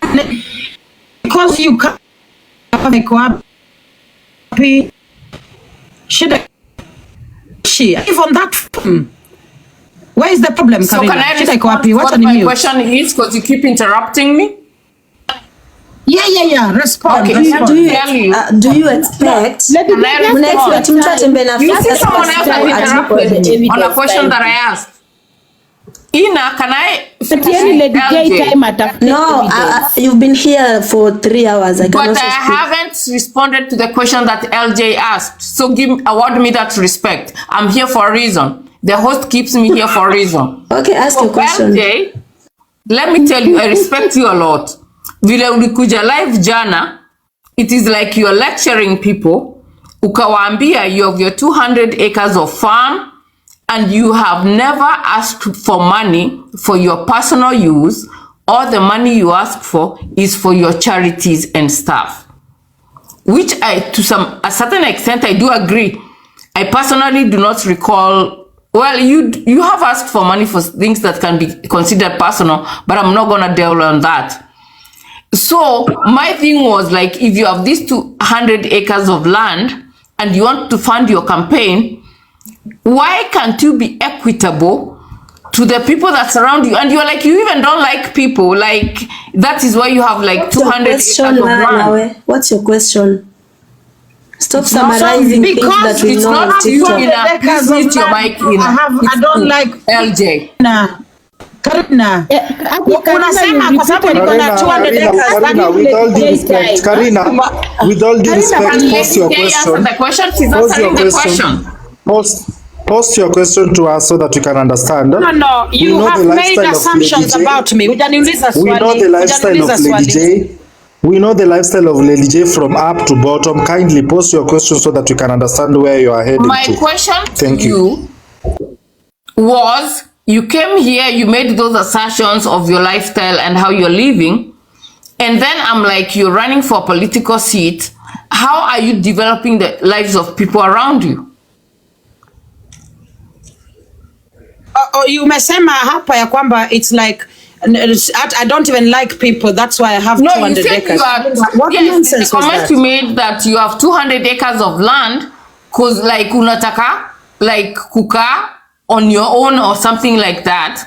I cannot quote it verbatim. I would have to right to decide how I live my life. Does that mean I hate people because I like staying on my own? It doesn't, but how are you assimilating, having been in the diaspora, to the why is that any of your concern how I assimilate? Because you have I live in this community. Wait, Karina. Hi guys. You've hi, talked hi, about Jackie. liking people. Sasa unaongea juu ya assimilation. Which one do you want? Assimilation ama kupenda watu? On it. Making sense at the moment. Wivu ndio inamsumbua Karina.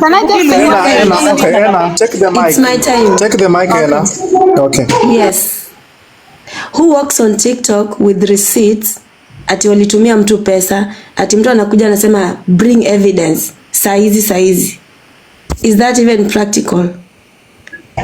But So, Lady J had time. Again, the moment Lady J said alitumia nani pesa, she had time to bring the evidence. She had a lot of time. I did not. I still don't. Clifford, what you don't understand, Saint. Okay. I still don't even have what you don't understand is that PayPal hata kurudi all the way to 2016, it is a process. Ninajaribu sana.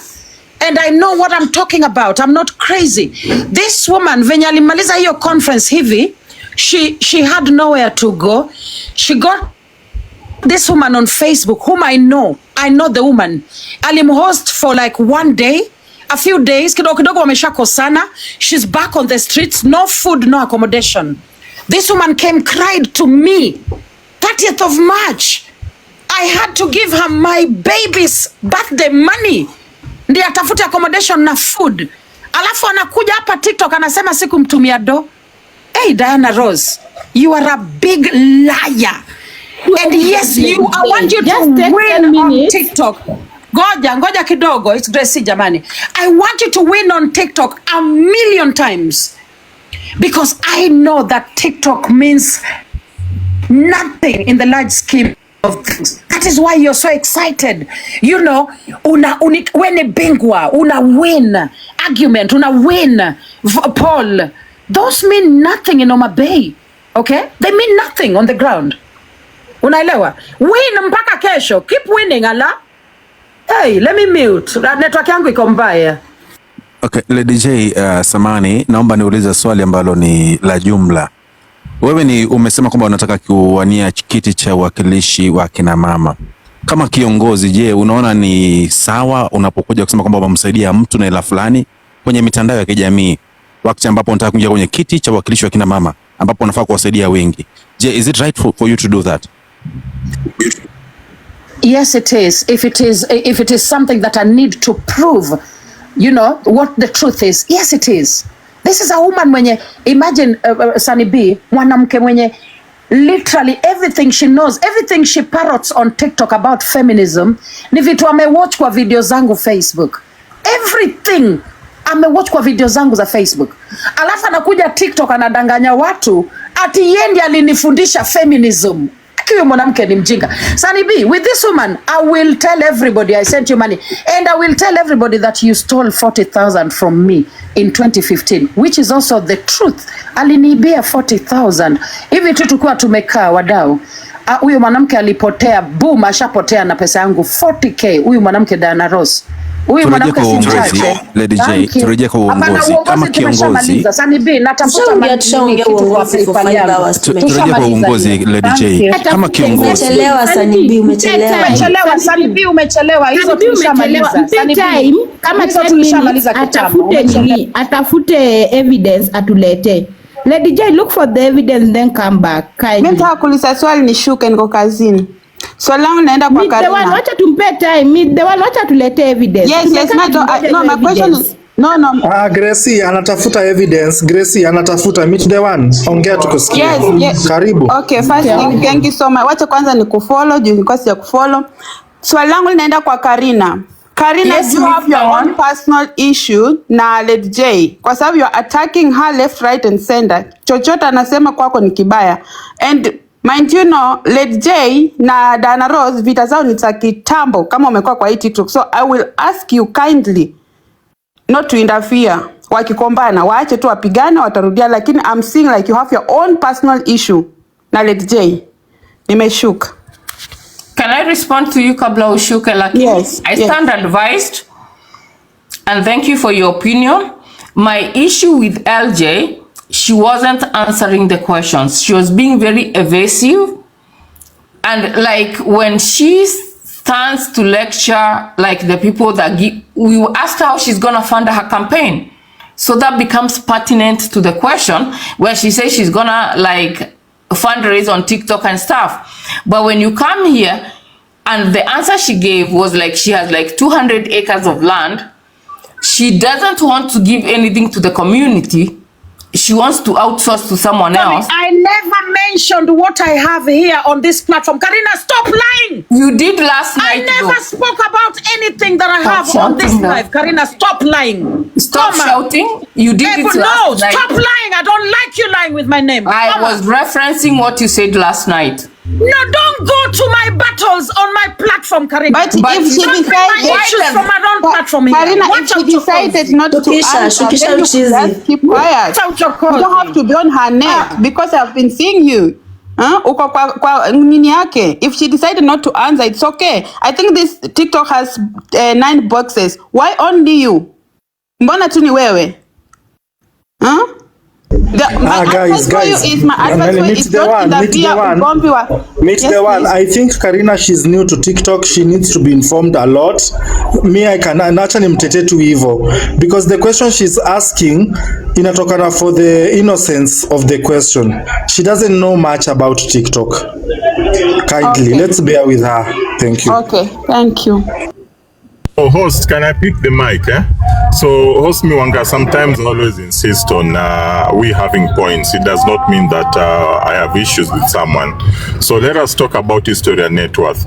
Constitutionally, any person who is vying for any office, including appointments for public service, lazima submit net worth yako. We've all been seeing hata ministers wakiitwa parliament wanaulizwa all that.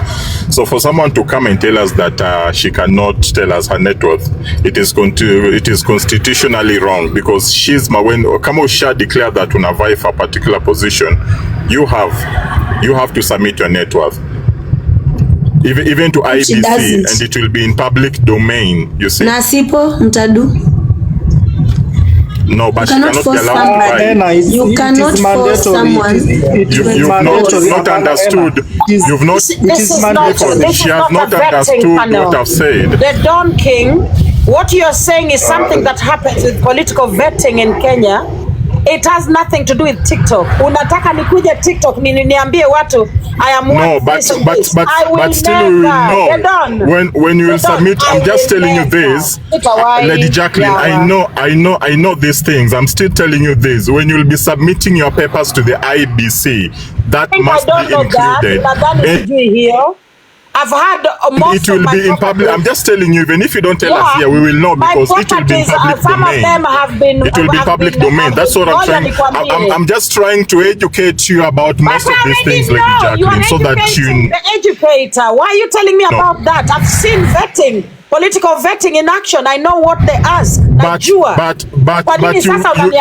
you've completely been low today when it comes to answering questions. You seem not well concerned, like you are not well educated about matters national housing. You are not. No, you are not. It is not going to help Lady you Jacqueline, today. No, we were just having a debate on a public platform. Today, as an educator, you disappointed me because you sounded like you're not well informed about national housing. You're not well informed about matters health in this country. No, but we were in a public platform, you see. And that is why I was saying Diana Rose really carried the day because she portrayed herself well. She answered the questions well. And that was quite impressive of Diana Rose, like Jacqueline. I don't have issues with you, but I'm just telling you today, as someone, as a person that we know, as a person that is educated, expected more from you today. You see? No, but you are the one who has been telling us that you're educated. No, you are the one who has. Lady Jacqueline. Can we do something else? Can you drop the topic? No, but you are the one who has always been saying this. No, we can drop it. If it is not an issue. Amesema kwamba in TikTok haijasema kitu. So kubali. Kama hasemi I think Lady J has a network, but she's not okay discussing it in TikTok. Let's close that. Then that's okay. And okay, thank you, but I'm just saying we still know. Hata sema na hata isema. She has a network. Everybody has a network. We talk about something else. Everybody has a network, but with Lady J, she doesn't like talking it in public, especially in TikTok. Let's put that matter to rest. Kindly. And she follow the host. Yeye ni maskini anaombanga hadi credit. Cheze na live goal. That was enough for everybody else. Ni sawa basi, hiyo imeisha. Yeah, chezeni na live goal, tap kindly guys. Then if you don't have any other questions, maybe we can go to the next agenda because it has been the hell of a day. It started with a good conversation on politics. Then when penye tulianza kuvurugana, watu wanasema to zoom kioi. Zoom, are you in a position kindly? Tap tap guys, tap tap, follow the host to grow pamoja. Tap tap, tap tap, follow the host kindly. Thank you for those who are following. Simu niuliza hata mimi net worth yangu ni ngapi niwachekeshe hapa. Ni ngapi kuliko? Mimi net worth yangu nimekopa kwa mabank karibu 15. Hata I'm even I don't know even. I don't know if I can allow me to say something. Okay, Pinches. First of all, if you know, you know. Sorry guys, sorry for what happened. But then again, also to be fair to our aspirants, also, I think in as much as the case or the issue of net worth is important and it is going to be disclosed, this is not the platform for that to happen. There is a specific place that they are asked to do so. And if they are not comfortable to do it here now, let us respect their decisions. Overall, I think it was one of the most amazing conversations that we have witnessed. It is nice to see, you know, women, you know, talking politics and declaring their aspirations and the visions they have for the nation. So to be fair, let us wait and see whatever is being looked for ikipatikana. They will come and clear that. But good job for them. We wish them the best and full support from TikTok. Whoever will win, let her win, and the people of Homa Bay watapata service yenye wana deserve. Most importantly, poleni. Thank you so much, Pinky.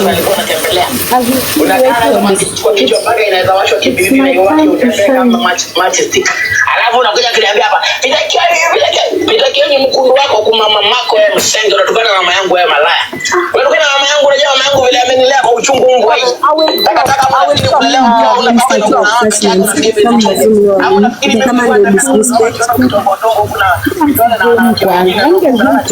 Hata kama ndio disrespect. Amgezoom kwanza.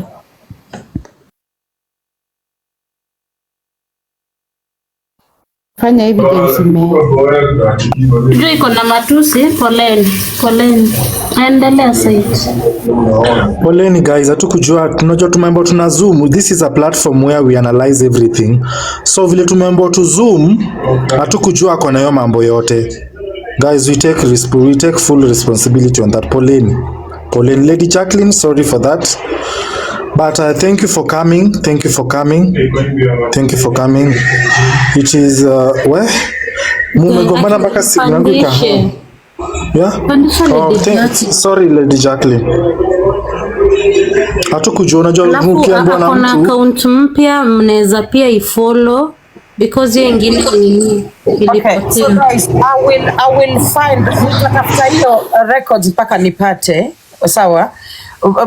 Saint nikipata, I will present it on my platform. So I'm saying thank you so much for hosting me. Thank you for coming. Is 10 years, almost 10 years ago. Hizo records ni ngumu sana kupata. Nimemessage hata PayPal, nimewaambia tafadhali wanisaidie nipate hiyo information because it's 2016. Yeah, PayPal ninajaribu sana kuenda chini. Nikubali. Yeah, ukishapata Dana Rose delete account. Yeah, amesema ata delete account. The point is I sent her $100. Okay? It may be through PayPal or Western Union, but I'm going to find that record and I will bring it here. Okay? Na amesema nikileta ana delete account. Alisema that was the collateral. So let us wait. And I'm going to bring this information. I will bring it. And it will be verified from the body yenye nilituma nayo hiyo do. Thank you so much St. Clifford for hosting me. Leo nilikuwa nina hope utapata. I will not disclose what it is, but you got it and I'm so happy. Wachani ni drop. Thank you guys so much. That is why I came. I came specifically with the purpose. Thank you so much. God bless you. Thank you for coming. You just take your time looking for that evidence. TikTokers, we are here, we are waiting. Maybe take your time. Yeah. Mrs. Okay, thank you. Mufasa, anasema legit, today is a very sad day for you. Never. No, never. Why would it be a sad day for me, Mrs. Mufasa? Jamani. Ati Jordana amepata 60k coins ati sasa it's a sad day. 70k coins. Sasa it's a sad day. Guys, please, no. Thank you. Anyway, thank you so much. Thank you for hosting me. All those who gifted me, God bless you. Nawashukuru sana. And I'm just going to... Siwezi, unajua, kuna tu venye vitu zimefanyika leo that I like, but I will be quiet about it. Bye, guys. Bye. Thank you so much. Thank you.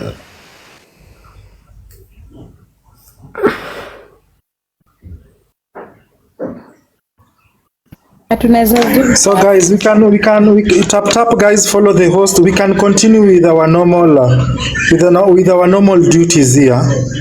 So that was just by the way. Thank you, hello menisalamia it was just by the way. Thank you guys. Supandishe V8 nini nizobuzobu wangu.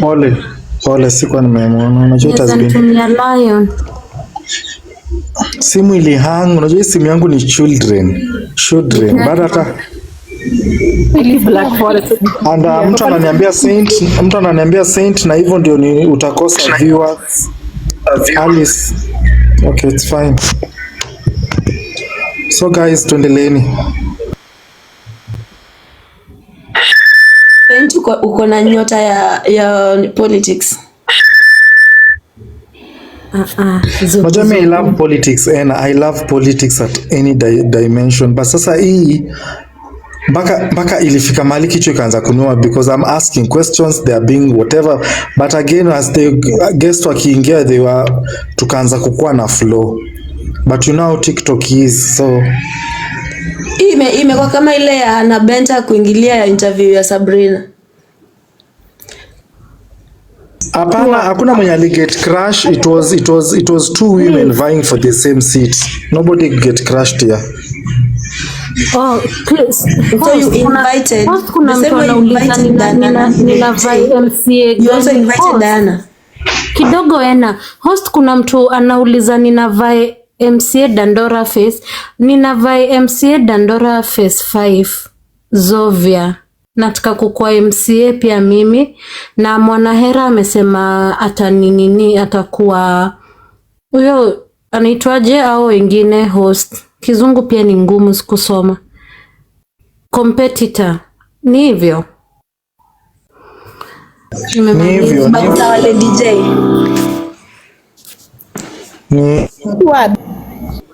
Bali Black Forest MCA. Huku soma ulifika form 2 kama mimi.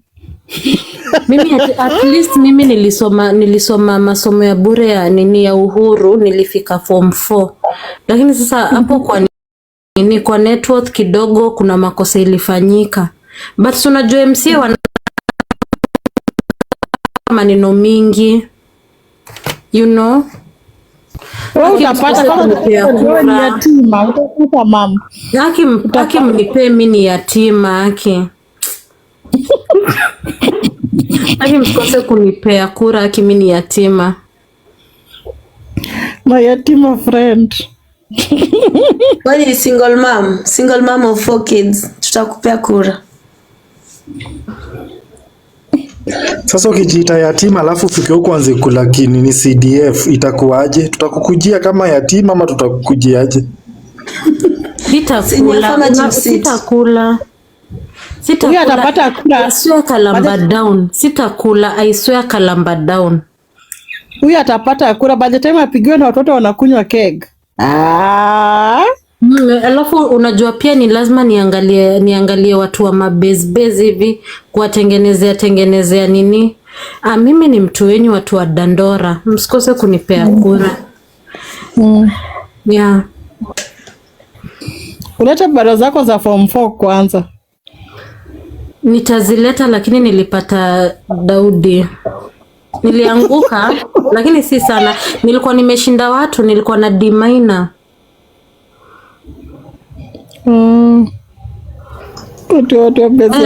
Watu wa bezi ya jaba ni lazima niwatengeneze tu vitu ma 1 2 1 2 hivi. Host, wacha niuze sera zangu. Black Forest, bora utengeneze jaba ya nini ya juice. Kila kitu alafu ni make sure pia imeshuka. Juu siku hizi aka Kenya tulikuwa tunatumia ya chwani imekuwa ndogo sana. Nitaweka manifesto 1 2 3 hivi, ile ya chwani itakuwa ni ndio ya 30. Alafu sasa kuna ya chwani tukiendelea, alafu katakuwa kale ka soft. So thank you so much for watching the video to the end. Remember to like, share, comment, and if you have not subscribed, please make sure you subscribe and put on the notification bell so that you know every time I post a new video. So guys, thank you. I'm gonna see you on my next video. Bye.